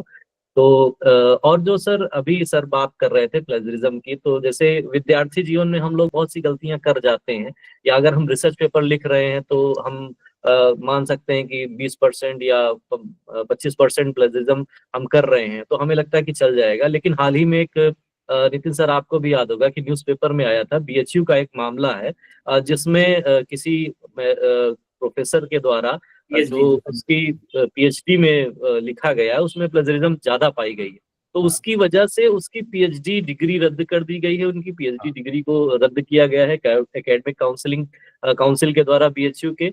और साथ ही साथ उनको जो, चूंकि आप ये जो आप इसमें प्रमोशन होता है वो एबिलिटी बेस्ड प्रमोशन होता है। अगर आप असिस्टेंट प्रोफेसर बन गए तो ऐसा नहीं है कि आप एक समय सीमा बाद प्रोफेसर बन ही जाएंगे। प्रोफेसर बनने के लिए आपको रिसर्च पेपर लिखना होगा, आपको पीएचडी करनी ही होगी। पहला प्रमोशन हम लोग तभी पाएंगे जब हम पीएचडी कर लेंगे। तो वो पीएचडी अगर आपकी रद्द हो गई तो सोचिए आप फिर जो आगे के जितने प्रमोशन थे, यानी ना तो आप एसोसिएट रहे और ना तो आप प्रोफेसर रहे। तो मुझे जो जानकारी मिली न्यूज़पेपर में ही निकला कि उन प्रोफेसर सर को असिस्टेंट प्रोफेसर के पद पे तब तक उनको कंसीडर किया जा रहा है, और उनको कहा गया कि आप 2 साल में, 3 साल का नियम होता है पीएचडी का कि 3 साल में आप न्यूनतम पीएचडी करें, लेकिन उन्हें मौका दिया है कि ठीक है आप 2 साल में पीएचडी जब कर लेंगे तब आपको प्रोफेसर के रूप में कंसीडर किया जाएगा। और एक और बीएचयू का मामला था, बीएचयू के ही प्रोफेसर हैं, उन्होंने क्लेम किया, हरियाणा के एक असिस्टेंट प्रोफेसर और उनके शोध छात्रों ने मिल करके कुछ पेपर शोध प्रकाशित किया है। वो गंगा बनारस से रिलेटेड शोध पत्र था और उसको बिल्कुल 90% कॉपी कर दिया बीएचयू के प्रोफेसर थे। तो उन्होंने उसको क्लेम किया कि ये तो मेरा ही वर्क है जो आपने अपना बना लिया है। तो आपको, अगर आप गलती नहीं कर सकते, आप इस डिजिटल युग में बचने वाले नहीं हैं। तो इन सब चीजों को जिस तरह से आज सर ने बताया है, बहुत ज्यादा ज्ञान आपको प्रदान किया है, इन सब को आप ना सिर्फ समझिए बल्कि व्यवहार में भी इनको लागू करिए। जब भी आप, चूंकि बहुत से आप में से बहुत से लोग हैं जो रिसर्च स्कॉलर हैं या पीएचडी कर चुके हैं, बहुत से डॉक्टर नाम लिख के मेरे पास आता है कि मैं डॉक्टर रवि या डॉक्टर जो भी है, तो उसके बाद आपको इन सब चीजों को समझना होगा कि अगर आप छोटा सा आर्टिकल भी लिख रहे हैं या रिसर्च पेपर लिख रहे हैं, तो रिसर्च का पेपर का मतलब आप न्यू नॉलेज है, आप अपना कुछ नया दे रहे हैं। अगर आप अपना कुछ उसमें नया नहीं दे रहे हैं तो वो उस तरह से कंसीडर नहीं किया जाएगा, या दूसरे का अगर आप दे रहे हैं तो आपको रेफरेंस देना ही पड़ेगा। विदाउट रेफरेंस आप कुछ भी मत लिखिए, और ये आज नहीं 10 साल बाद आपको कहीं ना कहीं ये गलती पकड़ी जा सकती है। इसलिए जब भी आप लेखन कार्य करें, शोध कार्य करें, तो पूरी निष्ठा और ईमानदारी के साथ करें। निष्ठा ईमानदारी के द्वारा ही आपका जो एकेडमिक करियर है वो ज्यादा बेहतर ढंग से जाएगा। तो बहुत ज्यादा ज्ञानवर्धक, इतना असीम ज्ञानवर्धक मैं कहूंगा कि इतना, ये एक छोटा सा लेक्चर आपको इतना ज्यादा चीजों के बारे में, रिसर्च के बारे में, रिसर्च प्लेजरिज्म के बारे में, रेफरेंसिंग स्टाइल के बारे में, बहुत सारी चीजें आपको एक लेक्चर ने बता दिया है। तो बहुत बहुत धन्यवाद डॉक्टर नितिन त्यागी सर। जी हेलो जी मैंग सर। जी जी नमस्ते सर। नमस्ते सर, मैंने अभी 2 पेपर छपवाए हुए थे, उनका इम्पैक्ट फैक्टर है 8.632। तो ये मतलब कितने नंबर वाला होगा? ये तो बहुत अच्छा माना जाएगा। ये तो बहुत अच्छा माना जाएगा, कम से कम 25 या 30 अंक मिलेंगे अगर कहीं यहाँ पे अप्लाई करेंगे असिस्टेंट प्रोफेसर या एसोसिएट के लिए डायरेक्ट यूनिवर्सिटी में। तो 8 का तो बहुत ही अच्छा है, क्योंकि 5 पे ही 15 है, 15 नंबर है ना, तो बहुत अच्छा है। बस ये देखना होता है कि वो इम्पैक्ट फैक्टर उन्होंने कैसे ज्ञात कराया, कैसे जी वो उसका माध्यम क्या था, इम्पैक्ट फैक्टर निकाला किसने था, वो तो वो पता कर ले, वो पूरी डिटेल लिखे, तब उसके पूरे अंक आपको मिलेंगे, है ना। जी जी जी, थैंक यू सर। सर एक लास्ट क्वेश्चन मेरा भी है सर। हाँ विजय बताओ। हाँ सर, रिक्वेस्ट है। हाँ सर, रिक्वेस्ट है आप दोनों से। सर जैसे हम ये आपके लेक्चर्स हैं, और हम कभी रिवाइज करना चाहें तो ये लेक्चर्स हमको क्या मिल जाएंगे सर? YouTube पे मैं रिकॉर्ड कर रहा हूँ, मैंने लिंक भी अभी मैसेज बॉक्स में किसी ने पूछा था। आपका क्या नाम है? विजय कुमार जी। जी सर। हाँ, तो मैंने लिंक भी पोस्ट कर दिया है मैसेज बॉक्स में, आप चेक कर लीजिए। मैसेज बॉक्स में मैंने YouTube का लिंक प्रेषित कर दिया है। और मुझे लगता है आप ग्रुप से जुड़े हुए नहीं है, क्योंकि ग्रुप में रोज सर मैं आज भी जुड़ा हूँ करते हैं, उसका लिंक डाल देते हैं। तो अब मैंने मैसेज बॉक्स में अपना नंबर डाला है, आप मुझे मैसेज कर देंगे, मैं आपको ग्रुप में ऐड कर दूंगा और वहां से सारे वीडियो लिंक डेली आपको मिलते रहेंगे। सर मैं अगर आज आप ही ऐड इस हुआ वीडियो को सर, आज ही ऐड हुआ हूँ मैं। अच्छा, आप आज ऐड हुए हैं तो उसमें अब वीडियो आते रहेंगे। अभी कल का लेक्चर भी हमने अपलोड नहीं किया है, रात तक हम उसको अपलोड करेंगे और फिर वो लिंक आपको मिल जाएगा। ठीक है जी सर, थैंक यू सर। तो और किसी को कुछ पूछना है? समय काफी हो गया है। तो लगातार 2 घंटे से नितिन सर व्याख्यान दे रहे हैं। 2 घंटे अब मनोरंजन के लिए जाएंगे। आज जल्दी इसलिए सोच रहा था खत्म करने की, पुष्पा 2 देखने के लिए जाना है। सर आपकी पुष्पा 2 भी रहेंगे। चलिए सर, यही आपका बड़प्पन है, यही आपकी महानता है कि आप व्यक्तिगत सुखों से परे विद्यार्थी हित में इन युवा विद्यार्थियों के लिए आप कार्य कर रहे हैं। निश्चित तौर पर बहुत पुनीत कार्य है।